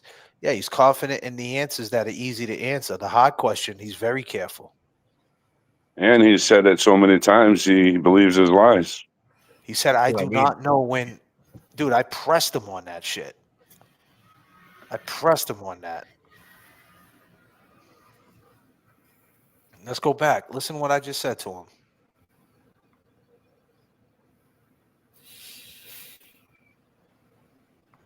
I gotta find this tab. Let's rewind it. Hold on. That statement in 1995. I can't answer. No. An official that Eddie was arrested for the murder. And then we found out the details why later on. So how long after was that exactly? Do you remember? I don't know. I can't remember. No. You don't remember how long? Was it 2 weeks? Was it 2 weeks? Do you think? Or a week? Well, I think now from what I can't answer that. I don't know. So you're saying that you didn't know it was him off the bat or anything like that? Not off the bat, no. So, I knew but it was him 2 or 3 days. What? So why would you assume that this person was covering for Eddie if no one even thought it was Eddie? Because when she wrote that statement, came out afterwards. when she wrote that statement in 1995, sitting on her porch, she brought that up. She brought that. So why? She brought that up. Did she write the statement in 95 or was that after? Because I want to be fair here. She rewrote the statement. Yeah, in 99. Okay. Like she rewrote it in 99, right? Before the trial, I think? No, after. I'm sorry? Did she rewrite the statement in 99, bringing you all in it about how you walked up the street with the wet hair and you told her? No. No, that's true. I can't remember. I don't know exactly when she said that. No, I did walk up the but street she with the said wet it. hair. Because here's my thing. If she said that within 48 hours of the murder, she wouldn't have knew it was Eddie. So she wouldn't be covering for him. So she would just say, why would she throw you in the mix? There would be no reason to throw you in the mix. Because you're saying it's a clicky thing. I didn't.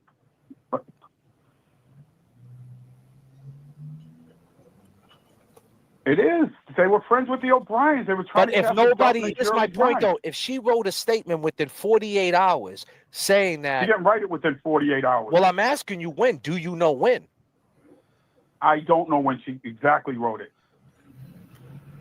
All right. Another question I got for you. Wasn't the statement dated?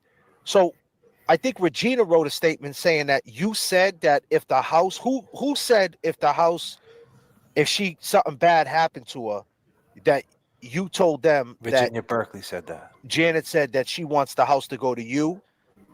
No, and that's take a care of her bunch of kids. bullshit. Who said that though? No, Who said that? Who said that? I have no clue where that's coming from. You know who said that. Someone said that. Who said that? Virginia Berkeley.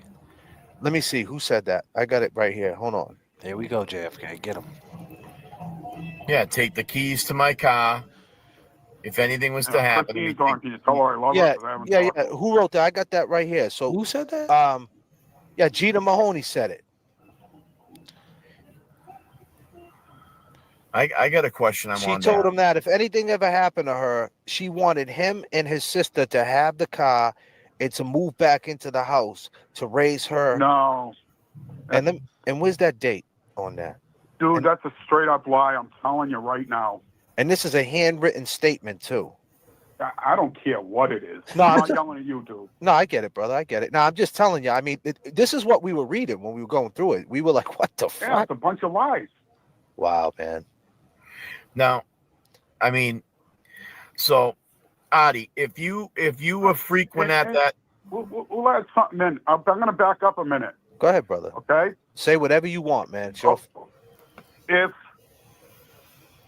Virginia Reckley had the same thing to say, okay, she heard the noise,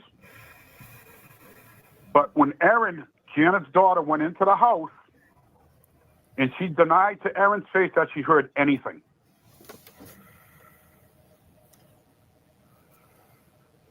Huh? I play that again. I don't get what he's trying to get at. So, who's lying there? I don't know. So Ed, so if Ed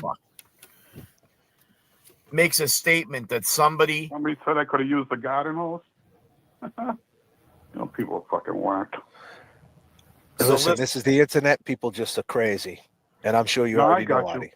Well, Adi, I got a question for you, Adi. I mean, if Ed said that somebody Eddie O'Brien commented, if you want to hear the truth, talk to him. Yeah, it's Reckley. Yeah, not Berkeley. Whatever. Go ahead. Ask the question, Kevy. Yeah, I mean, if Eddie O'Brien Jr. is saying that somebody had touched his shoulder and made a statement that if you say anything, I'll murder you and your family.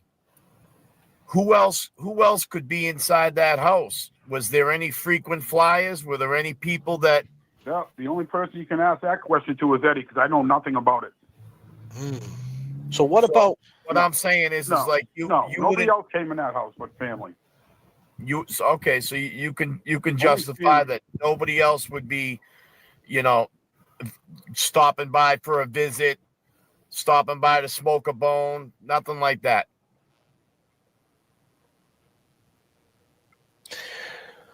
So who's Virginia Reckley? No. Who's Virginia Reckley? Who's that? She was Janet's tenant at the time. So she lived in the house. She lived on the left side of the duplex. So Janet owned this duplex. Yep. So I remember thinking that he was really not in any rush, not like he was responding to 911, the emergency situation. She's talking about the cop.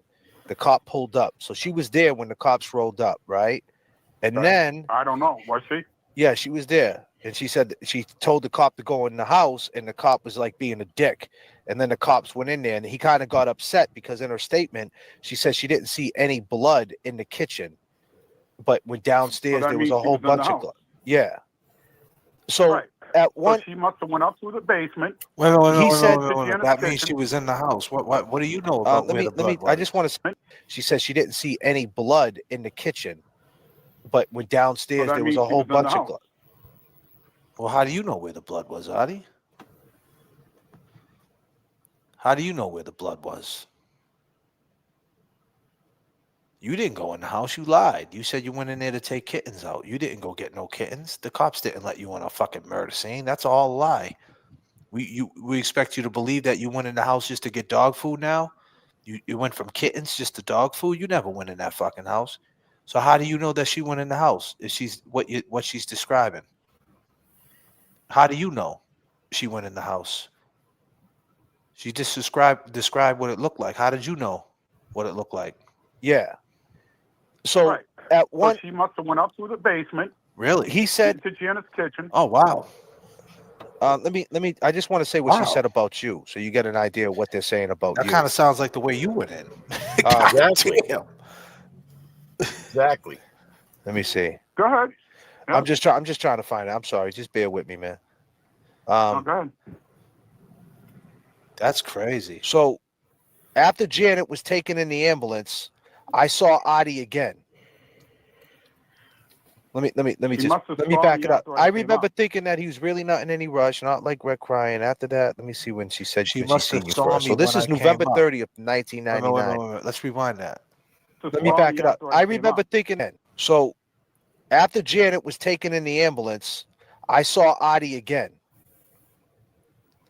Let me back it up. I remember thinking that he was really not in any rush. Not she must have saw me after I came up. Came up from where? Came up from where? Now keep in mind, he's about to say that he never seen Virginia Reckley. He's about to say he never seen Virginia Reckley.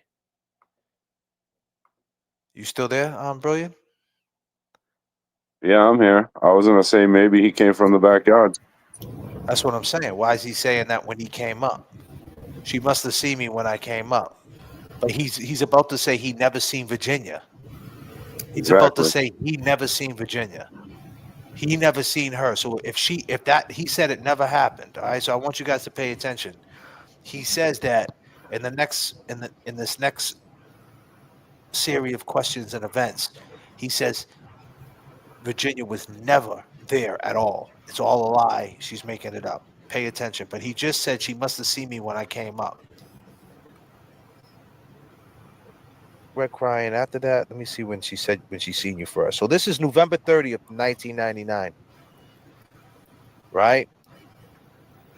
Within seconds, after that, I didn't hear any conversation. When he go inside, he walked slowly and deliberately. Okay, so here's the thing. She's saying that you was there. She's saying Virginia Reckley, is that her name? She's saying you was there before she got taken out the house. You're saying no, that's 100% false. Absolutely not. All right, she was not there. This is what she says. She says to the cop, I remember thinking that he's really not in any rush, not like he was responding to any 911 emergency situation. She's being snarky. Ryan was a wreck, crying and shaking. I thought by my response that the officer would start rushing into the house. I repeatedly told him that he needed to get inside, but he just acted fresh and like a smart mouth. Just hear me out for a second. No, this is not Gina. This is Virginia. That's her name. No, go ahead. Right? No, we're going. She goes, when he did go inside, the cop, he walked slowly and deliberately as if swaggering. After that, I did not hear any conversation coming from inside the house. Within seconds of her telling that cop to walk in the house, right, and go see what the fuck is going on, I saw Adi Ortiz walking around the yard and saying that he lost his keys in the grass. She's lying. She's lying. Can I just finish, please? Go ahead, brother. Then he went over to the Mahonies. So did you see her? Did you see Virginia before you seen Gina? I did not receive Regina at all that night. So wait a minute. So keep in mind, I already went through this. Listen what he says right Regina? here. So did you see her? Did you see Virginia before you seen Gina?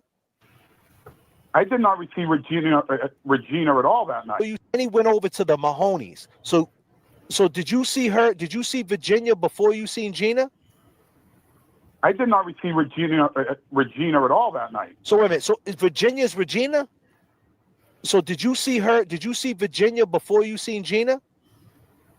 I did not receive Regina at all that night. So wait a minute. So is Virginia's? So did you see her? Did you see Virginia before you seen Gina?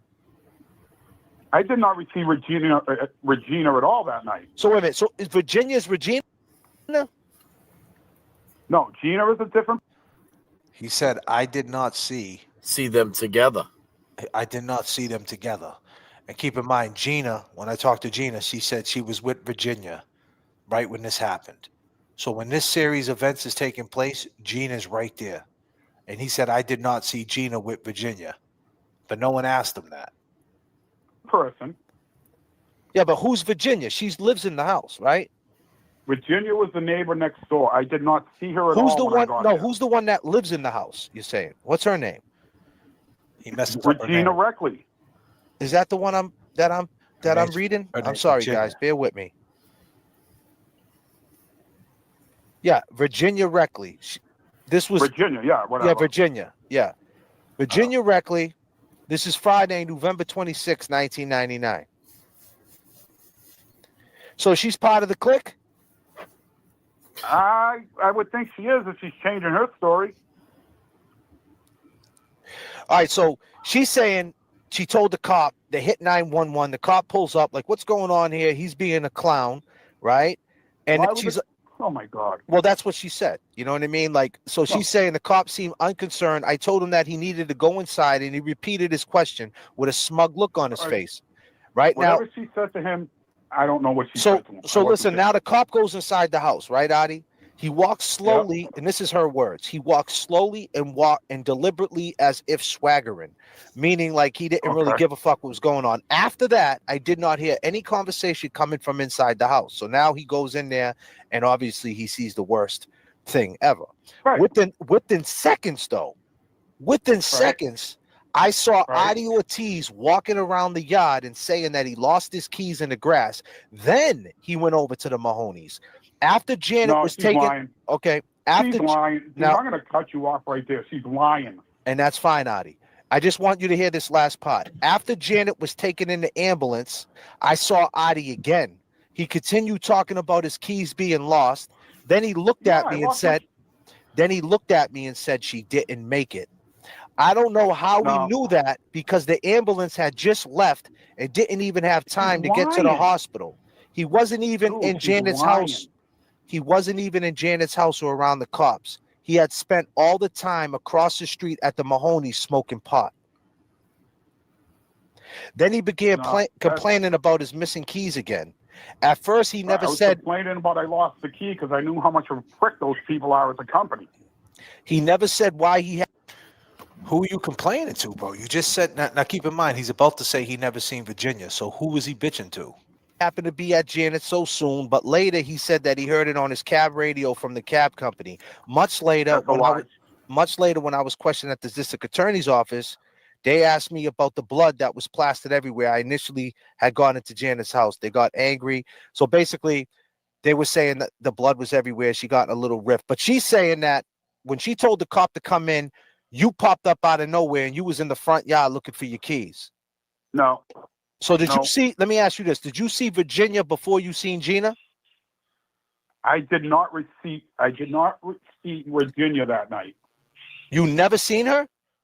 No, I saw her husband standing in the yard, but I never. So you're saying she made this whole? You're saying she made this whole shit up about me? Yes, I am saying that. Okay, that's deep. He's saying he never seen Virginia.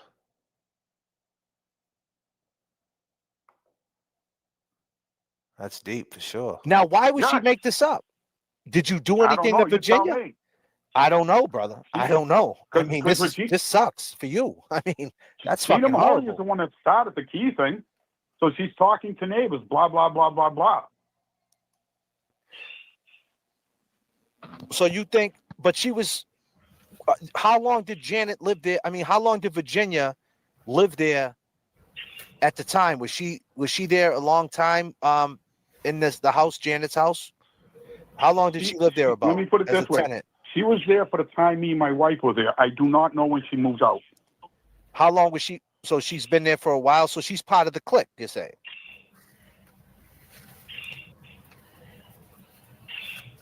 Oh, so nice thing. They're still going at it.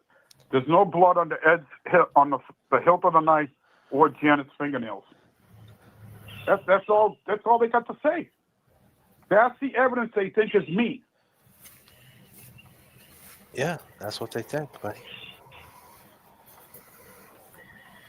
So Janet, you never seen Virginia at all that night, at all. Not at all that night. No, I did not. What if someone says that they were in the presence of you in Virginia? This is before I knew Gina. Well, let them say it. Bring it forward. But what if they did, though? What would you say? I'd say it's another lie. Wow. But what if it ain't someone that's part of the clique? Nice. It doesn't matter. It's a lie, dude. All right. What do you mean? I'm just asking, brother. So what if Ryan Down said it's not a lie? Kevy Kev? Make it count, Kev. Make it count, Kevy Kev. I mean, come on, Kev. Get it together. Come on. Here we go. Come on. You know, you've lived this. You. I mean, come on. Has this affected you? Come on. Since that day? There it is, Kevy Kev. I mean, on a daily basis? Yes, it has. You know, yes, I mean, it has. You know, it's been 30 years. Here we are talking about it again. I don't know about a daily basis, but I think of it very often. Yeah. I mean, right. have you been shamed over this? I'll be talking about it until the day I'm gone. Am I shamed? No, I said, have you been shamed? Like, you know, I mean, do people, turn away from you? Have you been? So that means if Virginia says, right? Virginia says that that night, prior to the time that Janet Downey kicked Adi Ortiz out of her house, the only person she seemed afraid of was her former husband, Paul, right? At the time, she never spoke any fear of Adi Ortiz. This is what I've she never said. known her to be afraid of Paul. Well, this is what she said. She never spoke of any She's fear of lying, Adi Ortiz, only that she didn't like him. When Adi was living at Janet's, I remember knowing that he had worked at the hood plant. Did you work at the hood plant? I did, yeah. Before Janet kicked Adi out of the house, she used to come to my house through the cellar. She would bring a cup of coffee with her and usually stay an hour or so. She did not always talk. Sometimes she just seemed uncomfortable to be in her own house. Sometimes she would allude to Adi's using and dealing drugs and not wanting any of it around her kids. After Dude, I'll be the first to admit I smoke weed. I've never touched a single thing in my life. Janet said that she knew she had that you've been there because she would either hear it from the kids or she would find things out of place. On one occasion, she That's had a lie. Don't bring the kids into this. no. That's what you that's brought in the the. kids. I'm just reading the report, bro. But they're lying, dude. Yeah, and no, I'm just letting you know. Now she talks about and forgive me, bro. I'm not trying to bring the kids in it. A bottle of windshield washer fluid had been poured out in the front passenger seat, and an empty bottle had been placed on the front passenger side floor. Another time, she showed me a plastic bag which was hung from a beam in the cellar. Now you were there for this, right? The bag was filled with cat litter and cat stools. Who the fuck did that? It actually wasn't a bag. It was that something cloth they call it. And like, what did you say when you seen this shit? What did he say? I didn't say anything. I was just like, we don't know what's going on. Cal had her conversations with Janet in private. I didn't always know what they were talking about. But you seen this bag filled with cat litter and said it was cat some stools, type and of you didn't cloth. think I did nothing not of it? see it. I heard about it. What did you say when you seen this shit? And cat stools. Who the fuck It did actually that? wasn't a bag. It was that something cloth they call it. And like, what did you say when you seen this shit? I didn't say anything. I was just like, we don't know what's going on. Cal had her conversations with Janet in private. I didn't always know what they were talking about. What am I running back? But you seen this bag in the cellar. Now you were there for this, right? The bag was filled with cat litter and cat stools. Who the fuck It did actually that? wasn't a bag. It was that something cloth they call it. And like, what did you say when you seen this shit? I didn't say anything. I was just like, we don't know what's going on. Cal had her conversations with Janet in private. I didn't always know what they were talking about. But you seen this bag filled with cat litter and cat stools, and you didn't think nothing of it? See it. I heard about it. Right there, he said. You said, "What did you say when you saw it?" And he said nothing. That's him, like Michael Myers. And then he said, "You asked him, what did you say when you saw it?" And he hesitated, said nothing, and then so you asked him when you seen it, and then he said, "I didn't see it." And how the fuck does he know what it was in? Exactly. He's saying oh no, it wasn't a bag, it was cheesecloth or some shit. Because maybe he put it there. Would you believe it? God damn, Artie. The more you dissect this shit after what he says, it's crazy, right, guys? It is. It is. Oh, no, it's fucking weird. It's fucking weird.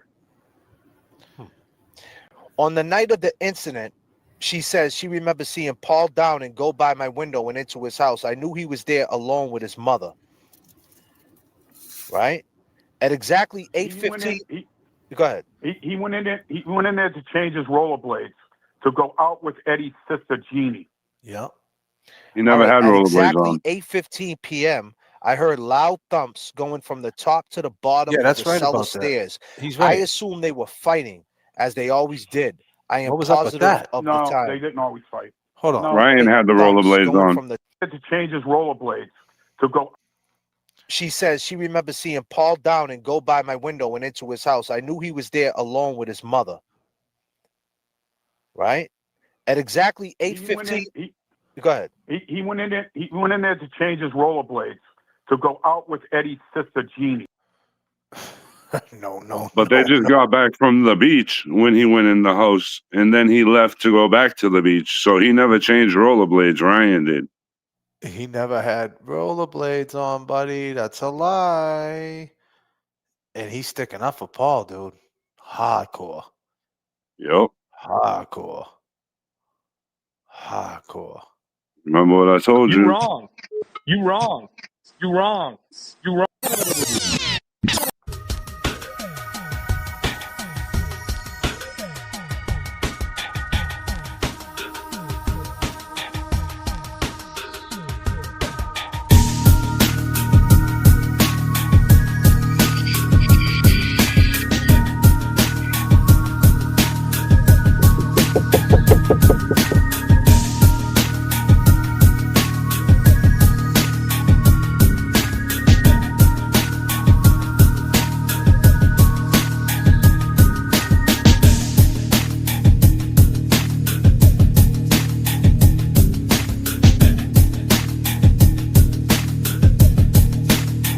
Don't go outside. It's just the coyotes.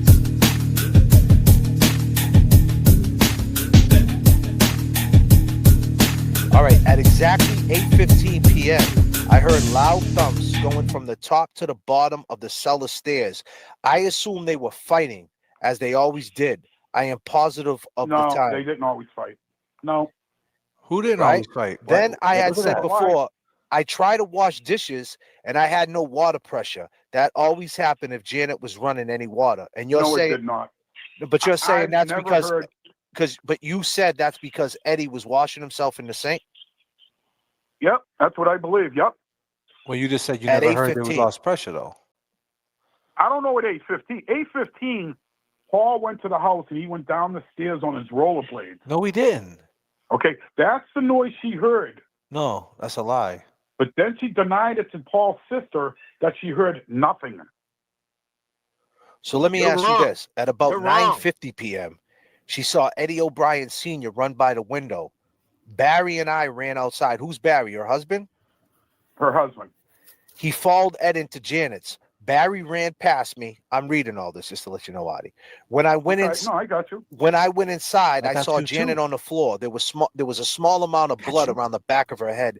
There was no blood anywhere else in the room. I realized that I was stepping on two pitches that they were face down and side by side. No broken glass. They were laying there. There was no blood around the pitches or anywhere else in the area.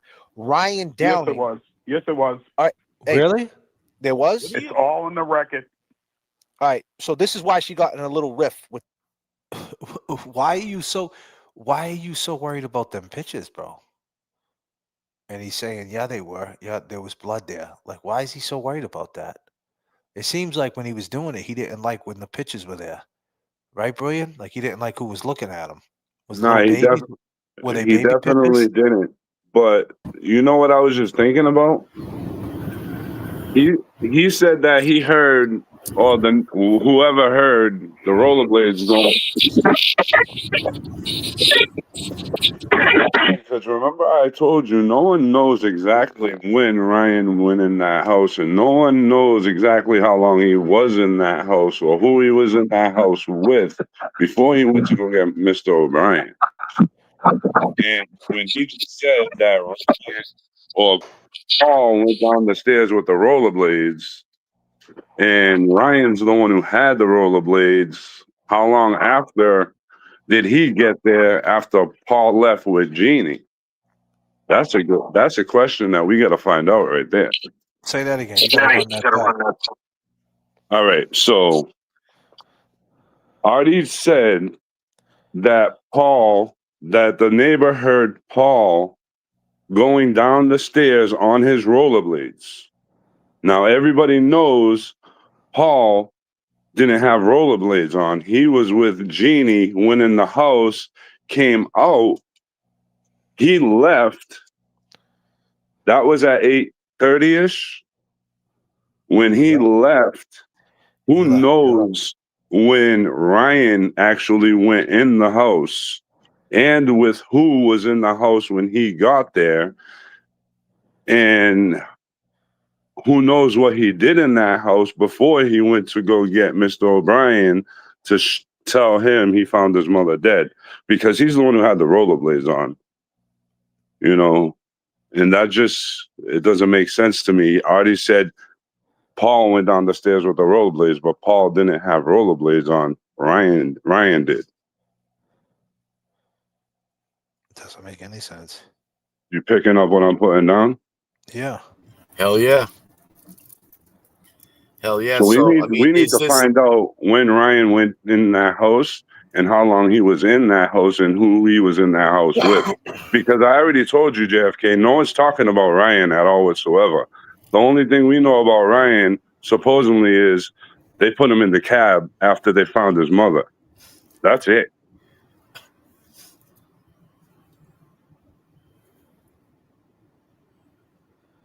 Yeah. Don't mind me, bro. I'm just reading some shit. Who's the elephant in the room that you sent me this shit? They going in on us? Who, what I sent you? Yeah. No, it wasn't elephant in the room. It was I messaged you who it was. Let me see. Follower 309. Oh, it's Adi. Hearsay bullshit. Take it to court. Why'd they put in the witness and then cowards never called him to the stand? Because that wasn't a what do you call it thing, was it? That wasn't an Eddie thing. That was,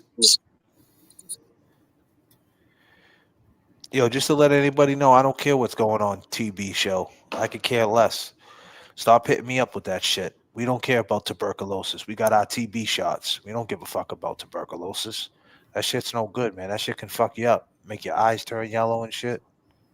We over here fighting justice. You know, there's a man who's been in prison for 30 fucking years, right, Brilliant? That's right. 30 years. Absolutely. 30 long years. 30 years, man. I don't want to hear nothing. 30 years too long.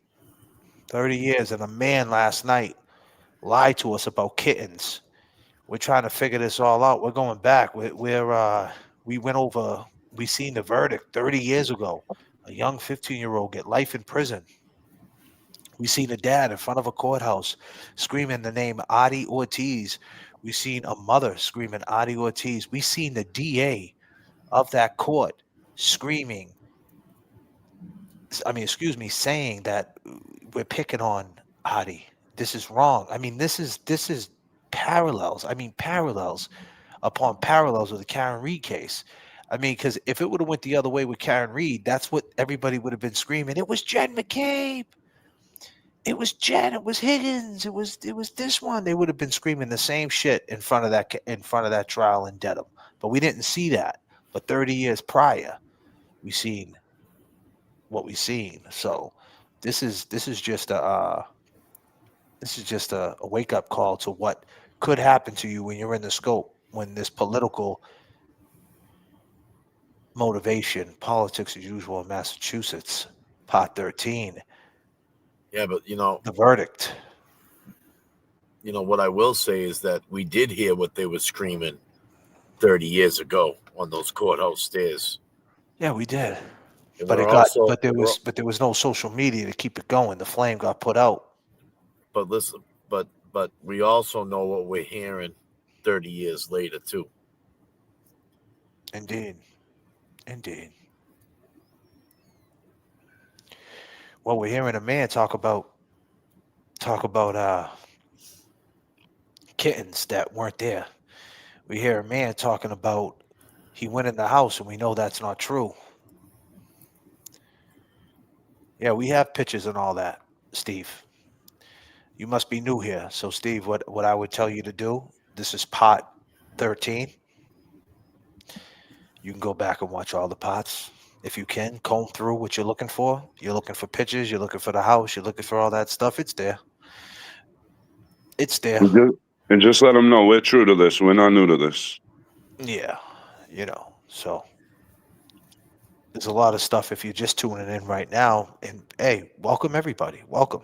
And I mean that with all due respect. Welcome everybody. But you're gonna have to do your due diligence. And if you don't find it on my channel, just Google it. It's all out there.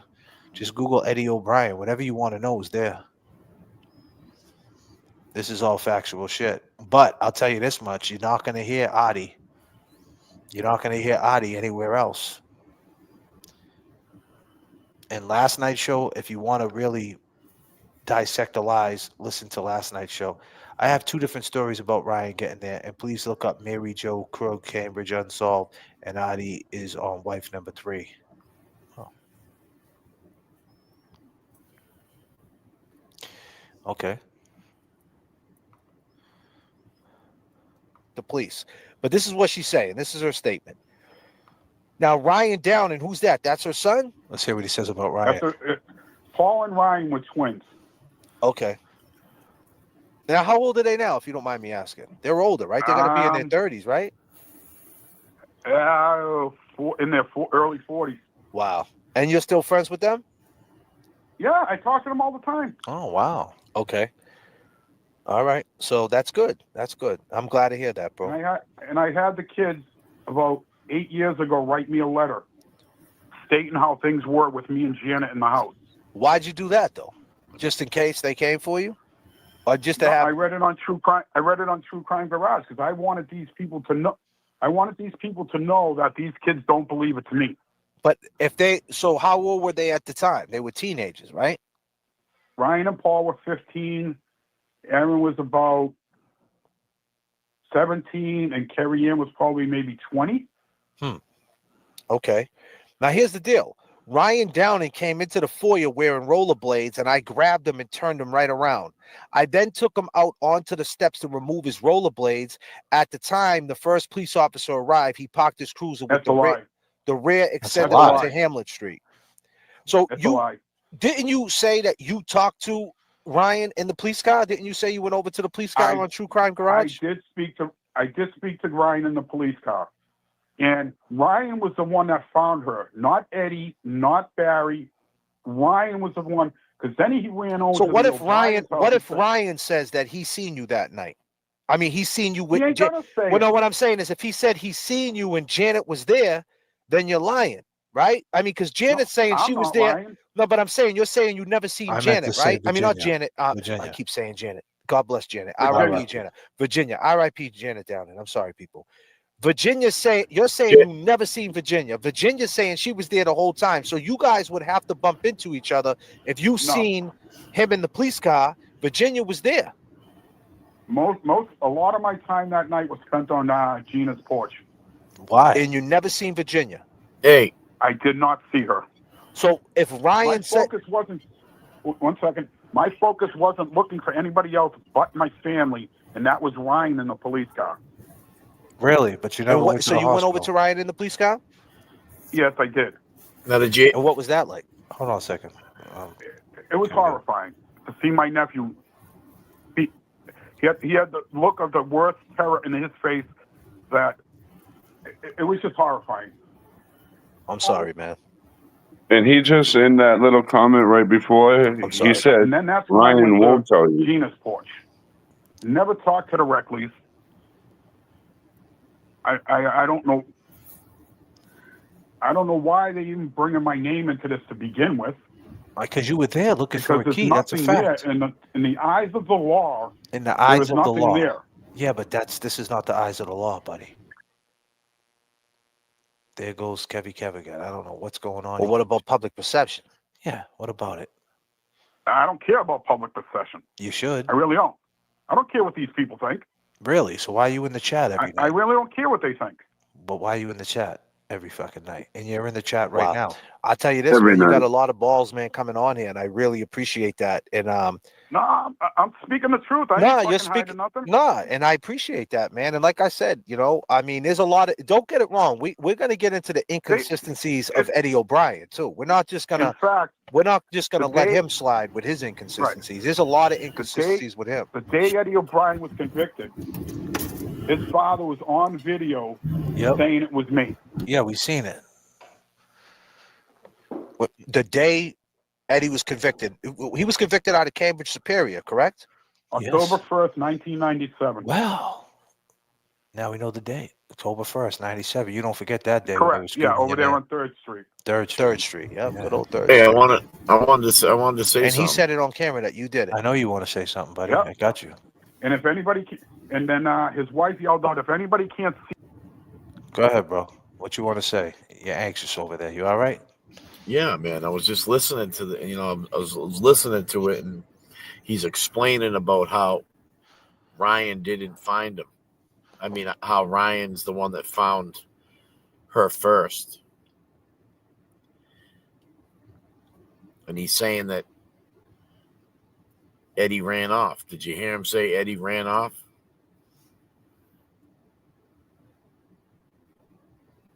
What do you mean? He said Eddie ran off. He said Eddie ran off, and like he knows that Eddie ran out of the house. Well, he said Eddie, or did he say Big Ed? Let's see. What are you saying? He was saying, "Oh, Big Ed's not the one that found him. You guys got to remember that Ryan's the one that found him." See that Artie did it. They're blind. Coming on here, and I really appreciate. I don't know why they even bring in my name. That it was just horrifying.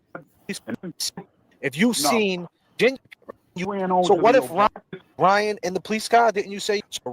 Yeah, coming I up. want people to know that these kids don't believe it's me. But if they, so how? Had the kids about 8 years ago write me a letter. And who's that? That's her son. Ryan Downey ran past me.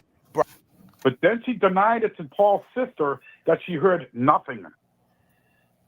So let me ask you this: at about 9:50 p.m., she saw Eddie O'Brien Sr. run by the window. Barry and I ran outside. Who's Barry? Her husband? Her husband. He followed Ed into Janet's. Barry ran past me. I'm reading all this just to let you know, Adi. When I went in, No, I got you. When I went inside, I saw Janet on the floor. There was a small amount of blood around the back of her head. There was no blood anywhere else in the room. I realized that I was stepping on two pitches that they were face down and side by side. No broken glass. They were laying there. There was no blood around the pitches or anywhere else in the area. Ryan Downey. Yes, it was. Yes, it was. All right. Hey, there was. It's all How in does the he know record. there was if he wasn't in All the right, house? so this is why she got in a little rift with the police. But this is what she's saying. This is her statement. Now, Ryan Downing, who's that? That's her son? Paul and Ryan were twins. Mm-hmm. Okay. Now, how old are they now, if you don't mind me asking? They're older, right? They're going to be in their 30s, right? In their early 40s. Wow. And you're still friends with them?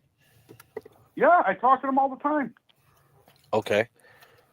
All right. So that's good. That's good. I'm glad to hear that, bro. And I had the kids about 8 years ago write me a letter stating how things were with me and Janet in the house. Why'd you do that, though? Just in case they came for you? Or just to have... I read it on True Crime. I read it on True Crime Garage because I wanted these people to know. I wanted these people to know that these kids don't believe it's me. But if they... So how old were they at the time? They were teenagers, right? Ryan and Paul were 15. Aaron was about 17, and Carrie Ann was probably maybe 20. Okay. Now, here's the deal. Ryan Downing came into the foyer wearing rollerblades, and I grabbed him and turned him right around. I then took him out onto the steps to remove his rollerblades. At the time, the first police officer arrived. He parked his cruiser with the rear extended onto Hamlet Street. So didn't you say that you talked to Ryan in the police car? Didn't you say you went over to the police car on True Crime Garage? I did speak to Ryan in the police car. And Ryan was the one that found her, not Eddie, not Barry. Ryan was the one, because then he ran over. So to what the if Ryan? house What and if said, Ryan says that he seen you that night? I mean, he's seen you with. He ain't gonna say Well, no. it. What I'm saying is, if he said he's seen you and Janet was there, then you're lying, right? I mean, because Janet's saying she I'm was not there. lying. No, but I'm saying you're saying you never Virginia. seen Janet, right? I mean, not Janet. I keep saying Janet. God bless Janet. R.I.P. Janet. Virginia. R.I.P. Janet Downing. I'm sorry, people. Virginia you're saying you never seen Virginia. Virginia's saying she was there the whole time. So you guys would have to bump into each other if you seen him in the police car. Virginia was there. A lot of my time that night was spent on Gina's porch. And you never seen Virginia. I did not see her. So if Ryan My focus wasn't. 1 second. My focus wasn't looking for anybody else but my family and that was Ryan in the police car. And what? So you went over to Ryan in the police car? Yeah. Yes, I did. But you And didn't what was see that Virginia. It was horrifying to see my nephew. He had the look of the worst terror in his face that it was just horrifying. I'm sorry, man. I'm sorry. And then that's when I went to Gina's porch. Never talked to the Reckleys. I don't know.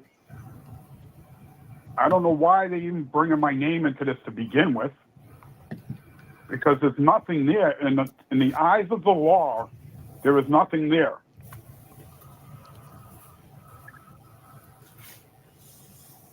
Exactly, Duke. Well, what about public perception? I don't get if Adi or Paul did it. Wouldn't Eddie have I recognized don't him? care about public perception. I really Had don't. to be I someone don't care Eddie what these didn't people know. think. I mean, I really don't care what they think. Wow.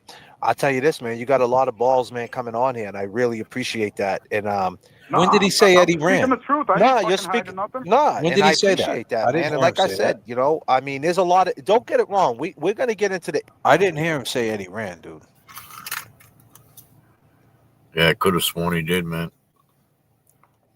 I think he was talking about Big Ed. Inconsistencies of Eddie O'Brien too. We're not just gonna. In fact, we're not just gonna the let day- him slide with his inconsistencies. There's a lot of inconsistencies with him. The day Eddie O'Brien was convicted, his father was on video saying it was me. Right. The day Eddie was convicted, he was convicted out of Cambridge Superior, correct? October 1st, 1997.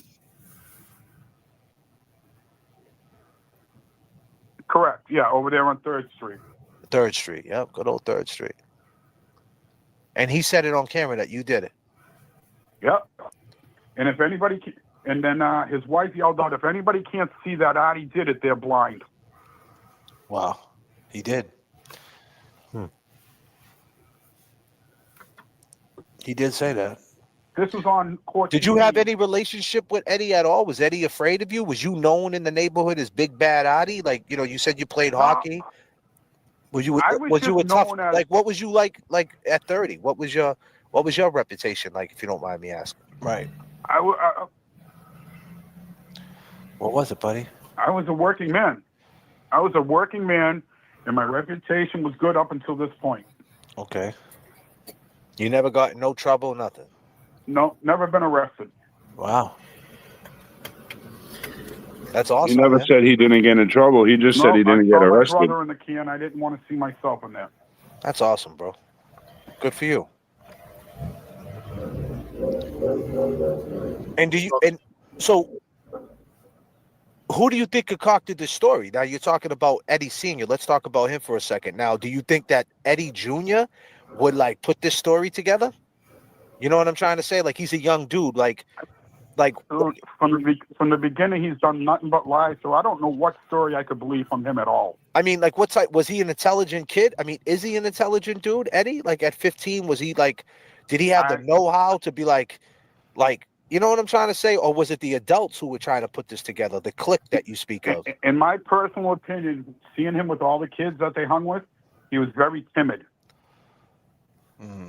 I got a great question. Did you go to Janet's house a lot when she wasn't home? Here we go. Absolutely, because she said I can use the bathroom while I was driving the cab. Well, if you lived there and you never got kicked out, right? Right. You could do that. Yeah, right, exactly. I never got kicked out. Like I said, we got our apartment. That's why we moved out. Why would you stop there to use the bathroom, though? Why? Well, you're driving in a cab. You got to go piss, and if you know you got in your head, you got to need some. What? Take a piss. What else? Well, what else? Right. Well, at cab stands, though, they don't you usually buy a bathroom, right? Like at Assembly Square Mall, they got the bathroom. If you're at a Dunks, they had the cab stand. Did you always sit? Where did 42 sit? Where was the cab stand that you would you stay at Sullivan? Like, where would you be at? Where was you? I played the whole city. You played the whole city. huh? Yes, all the cab stands I played. Right. I didn't have one particular stand that I liked. I just did them all. You were everywhere, buddy. But every time you had to take a piss, you would slide over there to fucking let it go? No. If I was in the area, I wouldn't come from Teal Square to Janet's house to take a piss. Tail Square. No. Wait, Only when I was close by. Where was Deanna Kremlin found? Was she found in Tail Square by Tail Square? I don't know. She wasn't she? That's a good possibility. Hold on a minute, dude. You said the cab stand was right near, close to that incident. I think that she was found in Tail Square, bro. Hold on. And they changed the square to hold on a second. Scroll back. Go in your file. You talking shit over there, buddy? No, man. I'm just saying, man. What you saying? You ain't saying nothing, bro. You ain't saying nothing, bro. I'm working too, bro. You over there with some faulty ass internet. I don't know. I don't know about that, man. I think the studio's fucked up or something. Yeah, we might need a new link though, for real. We've been fucking killing this It's link. weird shit, man. It bumps me. It just puts me right out and asks me if I want to create a studio. It's just weird. Yeah, they did some upgrades on this shit, for real. Family and friends of a murdered teenager gathered again today, 30 years to the day after her body was found behind a Somerville housing complex. Deanna Kremens had just turned 17 back in 1995 when she was killed walking home from her boyfriend's house. And today, her father renewed the plea he's made almost every year since. WBZ's Samantha Cheney is live for us in Somerville tonight. And Sam, with no charges ever brought, this remains a cold case. That's right, Ken. Well, 30 years after Deanna Kremens' murder, her family, they tell us that they are still not giving up their fight for justice. Now, as you mentioned, Deanna was just 17 years old when her body was found just 2 blocks away from her home. This all happened back in 1995, and an autopsy revealed that she was strangled and sexually assaulted. Today, there was a prayer service at St. Anne's Church, after which mourners walked together holding purple balloons on their way to Deanna Kremens Square. Deanna's killer has never been found, and her family is still calling for justice. 30 years, a day doesn't go by that I don't think about my niece. I think about her every day. What could have been? And she needs justice. So where's Tail Square, man? It was in Winter Hill. Is that close to where she was at? Where she was Winter found? Hill is where she was found. I'm saying, was that close where she was found, though? Close to their house? Is it close? No, Is to Tail the Square? square. Oh, I don't know. Where's Shannon at? Shannon's from here. Shannon, how close was it? Was where she was found? Is Tail Square close to it? Shannon knows. Is Tail Square close to what he was talking about? If I was in Tail Square, and what was the name of the square before they named it Deanna Square? Tail Square is north of Porter. Is it close to where she was found? They actually named the square after Deanna. I know they Winter Hill. She lived. Winter Hill. Yeah, She lived. Google Winter Hill from. I can't do it because then I'll lose. Eddie O'Brien. Okay, we got Ed O'Brien here. Thank God. Jesus Christ, where are you Somerville people at? God damn, you guys forgot where you lived? Yeah. No, it's not in the same area. All right, just okay. I even drove an ice cream truck and stopped by there a lot to give the neighborhood kids, free ice cream. That's when you worked at Hood, right? Right there in right there. No, in that Somerville. was why I was working at Hood. I worked for somebody that owned his own ice cream truck. Oh, okay. Yeah, Hood had their own ice cream trucks, though, right? Yeah, they did, but they only did big deliveries. Yeah, you used to see them in the back in the yard over there. Yeah, they had that big warehouse in the back down there. Yeah.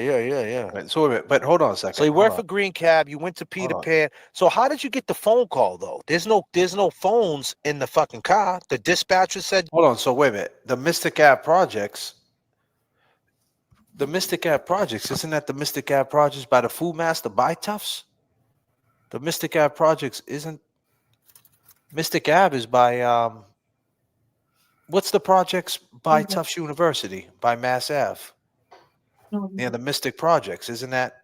Whoever's talking in the background, I can hear. Just to let you know. So you may as well just come on screen and just talk with us. Where's the Mystic Ave Projects? Is that the same projects by Foodmaster, by the old Foodmaster, by Mass Ave? No, that's Clarendon Hill. All right, cool. I was just figuring that out. All right. Your wife called over the radio. They told you over the All right, radio. Here we go. The dispatcher said 42 come in. I said, "What's up, buddy?" And he says, "You need to call your wife right now." I hung up. I hit the payphone. Wait, do My you wife remember said, where "Get you to do you Janet. Something remember where you happened." stopped for the payphone? Peter Pan bus station that used to be there. Where in where? South Station? Yeah, it used to be right in the middle of South Station when you come out of the tunnel. Across from the big station. Yeah. Yeah.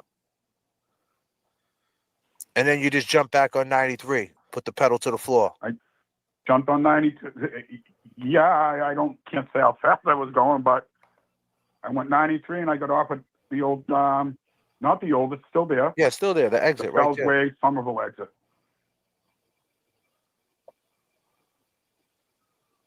And you was never blocked there. And so how did you drop your key there, though? How did that happen? Honestly, to this day, I have no clue what happened to my key. You should, though. They gave it back to you. So you got out the cab and you walked up to the house, right? First? Right. Yeah. And you didn't see Virginia. And did you see Ed Sr.? Nope. But you seen Ryan in the police car. I seen Ryan in the police car. But you didn't see Big Ed or Virginia. No. Then you walked across the street to talk to Gina. Right. And when did you realize that your fucking key was gone? When I went to leave. When you went to leave. So did you check Gina's house? Did you flip her house upside down? So why were you sitting there for 4 hours? You know, that was a good question. I always wondered if they found it in there. It's a possibility. I'm not saying it is. But I don't know where I lost it. But they said that. Do you admit that you was in the grass looking for it, though, in front of that house? No, I don't admit that. No, I'm saying, That's where was you looking? I'm saying, where were you looking for it? I looked on the grounds, on the street. So they said you went across the street and said something as you walked up to, is it Virginia? I did not cross the yellow tape at all to look for the glasses. Wait, we never said that. Keys. Oh, the glasses? You dropped your glasses? Glasses. No, I meant to say the keys. Oh, the keys, the glasses. Okay. Or the key. Or the key. No glasses. No glasses. But when you walked across the street, did you mention to them that you lost your keys?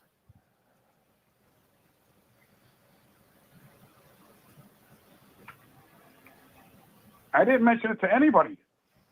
No? Until I was getting ready to leave. I was like, oh, fuck, my key's gone. I don't know where it is. When were you getting to leave? When were you going to leave, though, bro? And they just put this story together that you was out in front of the house looking for it. Correct. And they did that because they're clicked up with Eddie O'Brien and all them, right? Like, so you're saying that they would rather Eddie get away with murder, stabbing someone over 100 times, 37 of it. There was 37 in her neck area, right? Correct? Oh, he knows exactly. 66 stab wounds, 32 slash wounds. Ooh. God damn, man. R.I.P. Janet, man. You know that pretty good, huh? Tail of the tape. R.I.P. Janet Downing. This is horrible. And I just want to be clear on the channel. I'm just saying something to my channel real quick. Adi, just give me a second. And somebody's asking what evidence there is against Eddie. It's called the court of law. The court of law. Well, there was blood found on his ankle of hers. On his shin that belonged to her, yes. So why don't you get into that? What was can you elaborate what evidence they had on him? Because I know the evidence. Like I said, we've been going over this case, and I knew about this case for years. But can you tell us the shit that put them right there in that? Like, can you tell the chat, to the people, what makes his DNA, his fingerprints and blood? Bingo. I mean, what else is there to say? All right. And where was the fingerprints and blood? I mean, hearing it from you is probably stronger than me. I know they found one on a doorknob. This is through court's record. That's how I know. Oh, really? You got to say that though. And Well, if Shark, they found it on a doorknob, they most likely they found yours on the doorknob too. And wait a minute. the Look at how he bloody said print- that though. This is through court's record. What makes his DNA, his fingerprints and blood? Bingo. I mean, what else is there to say? All right. And where was the fingerprints and blood? I mean, I just hearing it from you is probably stronger than me. I know they found one on a doorknob. This is through court's record. That's how I know. You know, be clear that he's saying that, right? Brilliant. Because when they knocked on the door, that's what he told them to shut the door, if that's what happened, right? Yeah. He's being real careful what he says. Now keep I in was mind, just gonna say he had to make sure he threw that in there. yeah, but keep in mind, though, Margot Nash's book's been out for a while, so I'm pretty sure that's in the book though too. But he still made sure he covered his track. An innocent person wouldn't say, "This is from the court's docs. This is how I know." You would just say it. Exactly. Right. That's that guilty conscience. Yeah, he's making sure he's covering everything. Absolutely. Well, if they found it on a doorknob, they most likely they found yours on the doorknob too. And the bloody print, the bloody print was found down in the basement. What was that? What I was saying is that I mean you frequently went there to use the bathroom, so your did they find your fingerprints on the doorknob?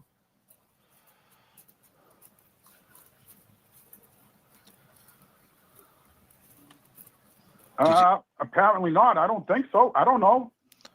They never came to me. You know, Miss 808 says you don't remember a lot of things, but you remember that you had AC blasting. Yeah, okay. Oh. Let me ask her what she remembers from 30 years ago. That doesn't make no sense. What do you remember, Miss 808, from 30 years ago? Adi got a question. Adi got a question. What does she remember? Lisa McDonald said Aries K had no AC.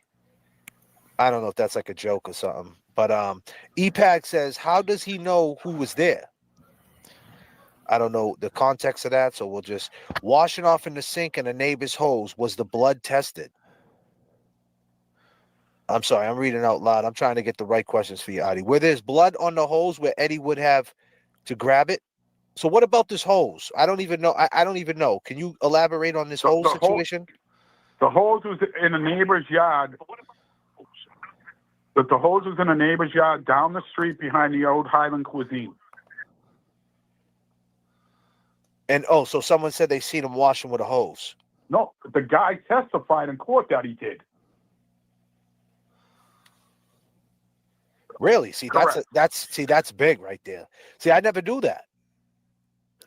No. So where's it? How far was that from Janet's house, from your old house? I don't know, several hundred feet. Several hundred feet down the street. So what? He jumped the fence and he seen him with the hose washing himself down. The neighbor seen him with the hose. I wanted to ask him. I mean, how were these yards set up? I mean, were the kids normally jumping fences? I mean, I know I did back then at that age. That's a great question. I don't know if they normally hug fences, but it was a close-knit neighborhood. I don't know if they jump fences or not.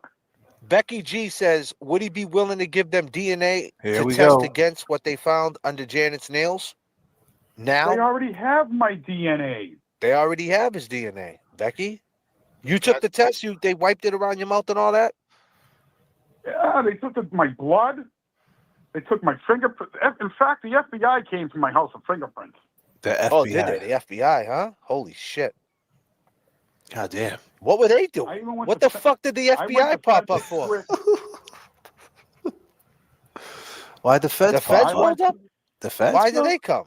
Why does the feds pop up, bro? I don't know why they came. I just gave my prints. When was they this? Took When- my son's prints and gave them to me. when the to have. When the feds pop up, was that like early on, or was that like a couple of years after? It was early on. They came to my house and took my fingerprints. Really? Okay. Would you believe it? Like I said, I was at the police station a day after talking to the police. A day after. Someone, Jay Brilliant asked, you talked to Jay. Jay said, how did he lose his keys in the backyard if there was yellow tape when you got there? You said there was yellow tape when you rolled I up, never right? made it to the backyard. I never went back there. Oh, really? That's all a lie. The cop said, all a lie, man. but the Okay. Listen, man, listen, Look, he's getting listen. mad. First things first, Adi, you're here, and that's. See, this is the thing, though. The cop said that they did find that, bro. The cop did say that, bro. The cop Yeah, said he it did. right here. He said it Yeah, right they here. found it in the bushes in the backyard. What is this right here? This is what Blair said, bro. Backyard search, keys in recovery. Ortiz persistent. Keys advised against search to preserve integrity. Permitted supervised retrieval in rear yard bushes. To de-escalate, Ortiz located keys, single cab, taxi, king ring, initial verbal, full set in shrubbery, 10 feet from deck stairs. To store foliage, broken branches, footprints noted, flag for CSU, photos log, vouchered as found, property item, hashtag FD-1, no blood, DNA observed, requested, bush area consistent with prior reports of disturbance, Ortiz calmed, post recovery brief interview, no suspicious motive at the time, clean handed and clothing. This is what Blair said. The problem with that is the timing was all off. Exactly. The timing was off, and Blair's dead. He knows this. He knows Blair's dead. Talk about taking it to the grave. I think what happened is that Blair was out there. He was a beat cop. What Margot Nash told us, if she's on point with it, he was a beat cop at the time, and then he showed up to this murder scene, and he was just sitting out there. And I bet you, my speculation is that he was an older gentleman, and Adi runs around the city in cabs, so they go to the same spots that the cops are at, frequent Dunkin' Donuts, places like that. Especially calls. They interact with police a lot based on crimes in the city, people jumping in and out of cabs, and it's just the way it goes, right? And they're in the city. They're out there. They're out there every day. So he knows this cop, and he's like, "Listen, man, I think my key's over there." The cop says, "All right, Adi, let me get a cigarette." Something like that, small talk. Hours are going by. And, he let him go look for his key, and he found the key. The question is, when he found the key, why didn't he leave? And then why did he get the car towed? See, these are the questions, man. But we can't ask Blair because Blair's gone. And I just think when he talked about the kitties that weren't there, the mysterious imaginary kittens, and he said he went in the house to get dog food during the murder. So this guy stayed there while his wife. I mean, you see how worried he is about this case right now, 30 years later, how he's scoping it, combing it. But at the time, he wasn't that worried, was he? He stuck around. He hung with Gina. He smoked weed with her daughters. He stayed around, regardless if the cab wasn't moving or not. He had prime opportunity. He's a cab driver, so all he got to do is call one of his boys up at the cab company. So he always got a ride. It's not like he's always got a ride. They would have came to pick him up, scooped him up in a minute, and they would have took care of the cab. Even if they had to get it towed, like he said, they would have did it. You don't think they would have understood that? Like my wife's sister just got murdered. I need a ride to the hospital so I could be with my wife in the cab. I lost the key during this chaos. You don't think they would understood that, Adi? If any time they would understand anything, you said they would be mad at you. Really? They would be mad at that situation? I don't know about that, buddy. I think they might have understood that one. Now you bring up that call again. If you think about it, I'm pretty sure when he was talking to Gina, he said he had to call his wife at the hospital because she was at the hospital with her parents. And then afterwards, he says that he had to call the hospital to talk to his wife because of his sister. So which one was it? Was she there with the parents or was she there with the sister? Right. He's bullshitting, man. Yep. Everything's a lie. And then he got the whole shit mixed up with Paul. with the rollerblades. He said Paul had rollerblades on. Paul didn't have rollerblades on. No one testified to that. You had Michelle in the car, right? She was in the car with another friend, and you had Jeannie. None of them said anything about Paul getting out the car with rollerblades on. No one said he was at the beach rollerbladed. No one said that. And even after he got back in the car, he didn't have rollerblades on. Right. They were on the beach. You can't rollerblade on the sand, can you? I don't know unless they got some type of skis on them. They got knobby tires on little knobby things on the rollerblades, knobby blades, like little dirt bikes. Little dirt bike tires. Little dirt bike tires, KX80s. What the fuck? God damn, man. This guy's a bullshit artist, man. Oh But yeah, I'll tell you this though. This was moving. This was crazy. Let me take this back a little bit. For the people who didn't hear it in the back. This was crazy. So they've been saying this from day one. Day one.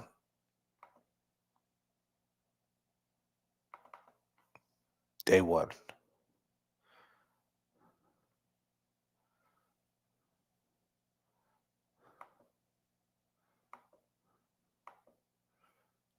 Why ain't play working on this thing?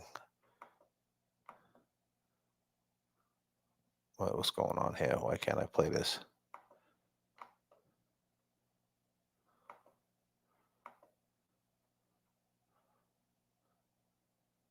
What's going on with this shit? All right, give me a second. I got to figure this shit out.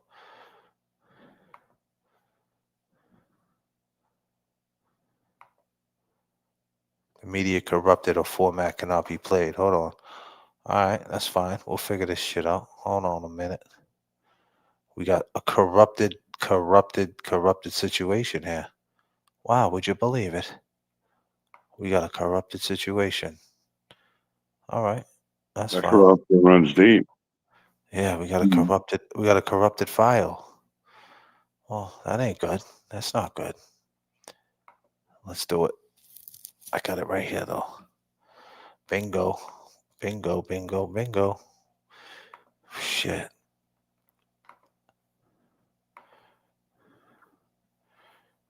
This shit's crazy.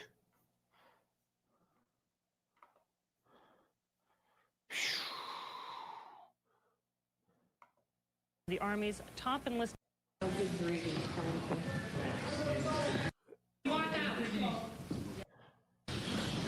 Massachusetts Correctional.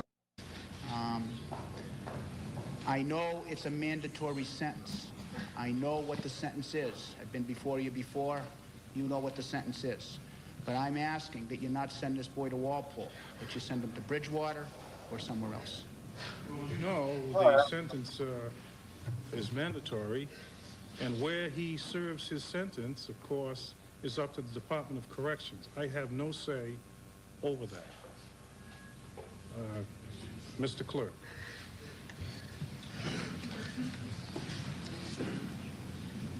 Pose the mandatory sentence. Mr. O'Brien, please stand, sir. 95-15-35-001, Edward S. O'Brien, you'll hearken to the sentence. The court has awarded against you, the court having duly considered your offense, orders you be punished by confinement in the Massachusetts Correctional Institution for a term of life. You have the right to appeal the appeals court of the Commonwealth. This must be done within 30 days of the guilty verdict. You also have the right to appeal within 10 days the appellate division of this court from the sentence imposed this day. Please, Your Honor, you could send him to Bridgewater for the evaluation period before he goes to Walpole. Mandatory life sentence. Custody, Mr. Officer.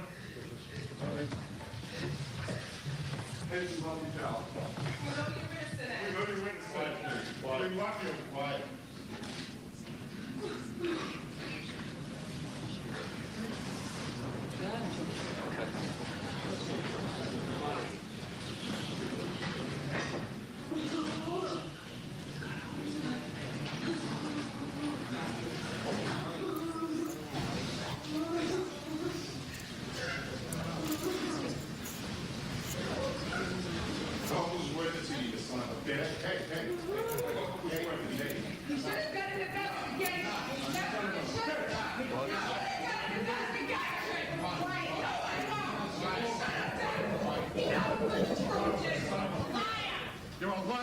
son of a bitch! You're lying! You're lying! You son of a bitch! Let's go. Step out. Step out of the courtroom. Step out of the courtroom, please. You're a lying son of a bitch! You're lying! You're lying! You son of a bitch! Let's go. Step out. Step out of the courtroom. Oh, who's witnessing you, son of a bitch? Hey. What'd he say? What'd he say?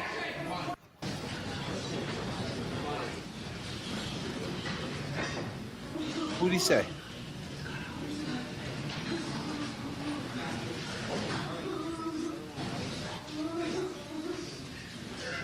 But said he's innocent.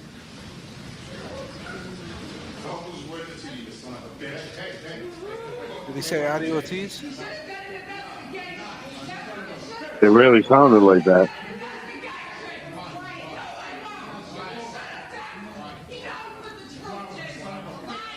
You're a lying son of a bitch! You're lying! Lying! Who'd he say that to? Son of a bitch! The DA, Riley. Let's go. Step out. Step out of the courtroom. Step out of the courtroom, please. Sir, step out.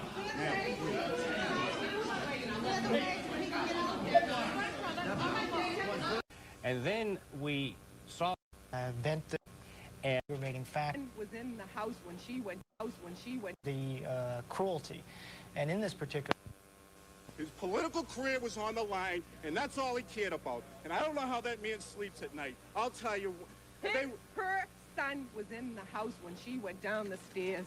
You heard the testimony of the neighbor that heard her go down the stairs at 8:15. Adi Ortiz's cab had to be towed from Hamlet Street, where the blood drops were going down the hill. She said he testified they were in the house. What did she say right there? Did you pick that up? You guys there? Am I all by myself? That sounded like she said that he knew some was in the house. The son was in the house.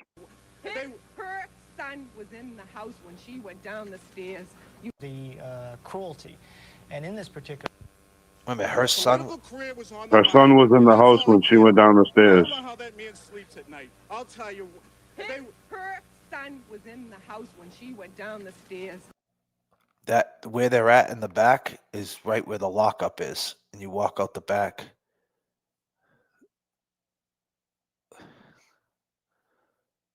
Oh, Cambridge, right there. I thought they said they went out the front door. They wanted them to go out the That's the back.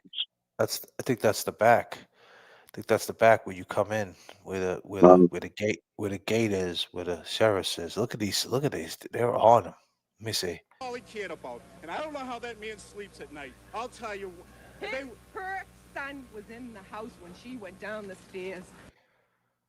Her son was in the house when she went down the stairs. So she's saying Paul was in the house. You heard the testimony. She's saying her son, not Paul or Ryan, so we don't know. Right. Down the stairs at 8:15. Adi Ortiz's cab had to be towed from Hamlet Street, where the blood drops were going down the hill. Damn, look at his sister. His sister's hysterical. Poor Jean. For real. Jean is fucked up. She is so sad right there. Yes. And if anybody can't see that, they're blind. Okay. She threw him out of the house 3 months before this because he was selling drugs in the house, but they won't allow that testimony in there. Give me a break. 10 hours of her life was spent on the porch with Gina Our son, Mahoney. 15 years old. I mean, give me a break. He did this in 10 minutes. 10 minutes. He killed her. He dressed her, redressed her, cut her throat. Give me a break. Why didn't he go on the stand and say this? He's 17 years old. You want this Riley lying son of a bitch to prosecute him on the stand? Big Ed wasn't fucking around. He still ain't fucking around. This is a joke. Mr. Riley should be ashamed of himself. 9 hours telling me. These cops lied on the stand and was proven they lied on the stand, okay? You had Stanford, you had Stanford, and you had that Firmino in there lying to death. But Mr. Pino gets on the stand and says they were lying. But what does that mean? Two police officers get up there and lie on the stand. They gave a black eye to every good policeman in this state. And they should be ashamed of themselves to put a 15-year-old Yeah, that is the front door. That is the front door. kid away for life. But it's not over. We got the appeal. And I'm telling you right now, I will die before my son spends any more time in jail than he has to after this. Can we get a reaction from Patricia? Mrs. O'Brien. What we saw he did to John Fitzpatrick on the stand, what we saw, what he did to him, and he was one of his witnesses. 30 years experience with him. Okay, okay. What he did to John Fitzpatrick and how he changed his testimony, you think our son was going to go on the stand and let the evil little man of Mr. Riley get on that stand and rip my son apart? Patricia, no. Beyond the question of whether Eddie should testify, I just want, it's been more than 2 years, your reaction. Adi Ortez murdered Janet Downing. That's it. God damn. She told them. God damn, bro. Kev, you heard that, man. That was in October 1st of 1997. God damn, bro.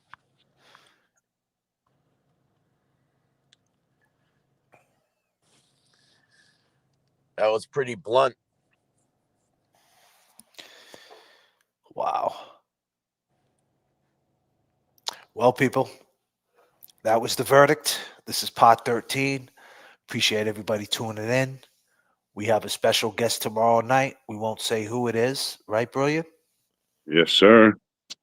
But tomorrow night on part 14, we'll have a special guest. There's going to be a guest. You're not going to want to miss it. It's gonna piece everything together, answer questions that you guys have. So you better show up. I appreciate everybody. This is part 14, Politics as Usual in Massachusetts. The verdict. I go by the name of J.F.K. I go by Kevy Kev. Who else do we got up in here with us? I'm Jason Burlon. And we'll see you guys tomorrow. For sure. For sure. Peace and love, Long Gamers. Appreciate Let's you. go. Let's go, people. Let's go. For sure.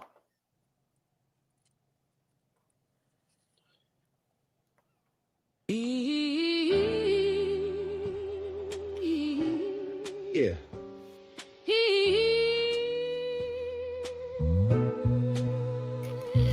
Yo. Summer of 1995, hot night in July. Why did Janet have to die? This is the story of Eddie, Commonwealth of Massachusetts. The system is petty, juvenile law and politics so deadly. 15 years old, known as Big Lovable Teddy. Janet Downing, 42 years old, what's the motive? Killed in her home, young mother devoted. Eddie went in the house, the door was open. She was on the kitchen floor, laying there frozen. Eddie claims this was not what he planned to see. A man with a mask grabbed him. Be quiet. I will kill your whole family. Eddie left the house, ran up the street. Around the corner, washed up in the bathroom at Burger King. Janet was stabbed multiple times. Rest in peace. It was a gruesome murder scene. I agree. Eddie went to his work, said he got jumped, but never said a thing. What? About Janet lying there lifeless, his friend's mother from across the street. Shh. He was in the house. But Janet had a brother-in-law she kicked out for selling drugs. Said if anything ever happened to her, it's him you bring up. The night of the murder, he showed up, was acting suspicious in the front yard. Gina in Virginia says he was looking for his keys. It was humid and muggy, but we were showered and neat. He was a cab driver looking for his key. Looking for a key to one of the cabs in the fleet. Yes. How did he know something happened on that street? Eddie says he is innocent, and the cab driver did it. Who do you believe? Believe. DNA under Janet's fingernail unidentified. Who do you believe? Come on, come on. This is the story of Eddie. 15 years old. Life in prison. This is the story of Janet, life taken and stolen. For no reason. It was the summer. July 1995. Do you all remember? 30 years ago, why she have to die? 15 years old, locked in a cage, a murder that he always denied. Let's go. Summer of 95. Life goes by. Welcome to the stream. Long gamers. Peace and love. La la la. Let's take them back.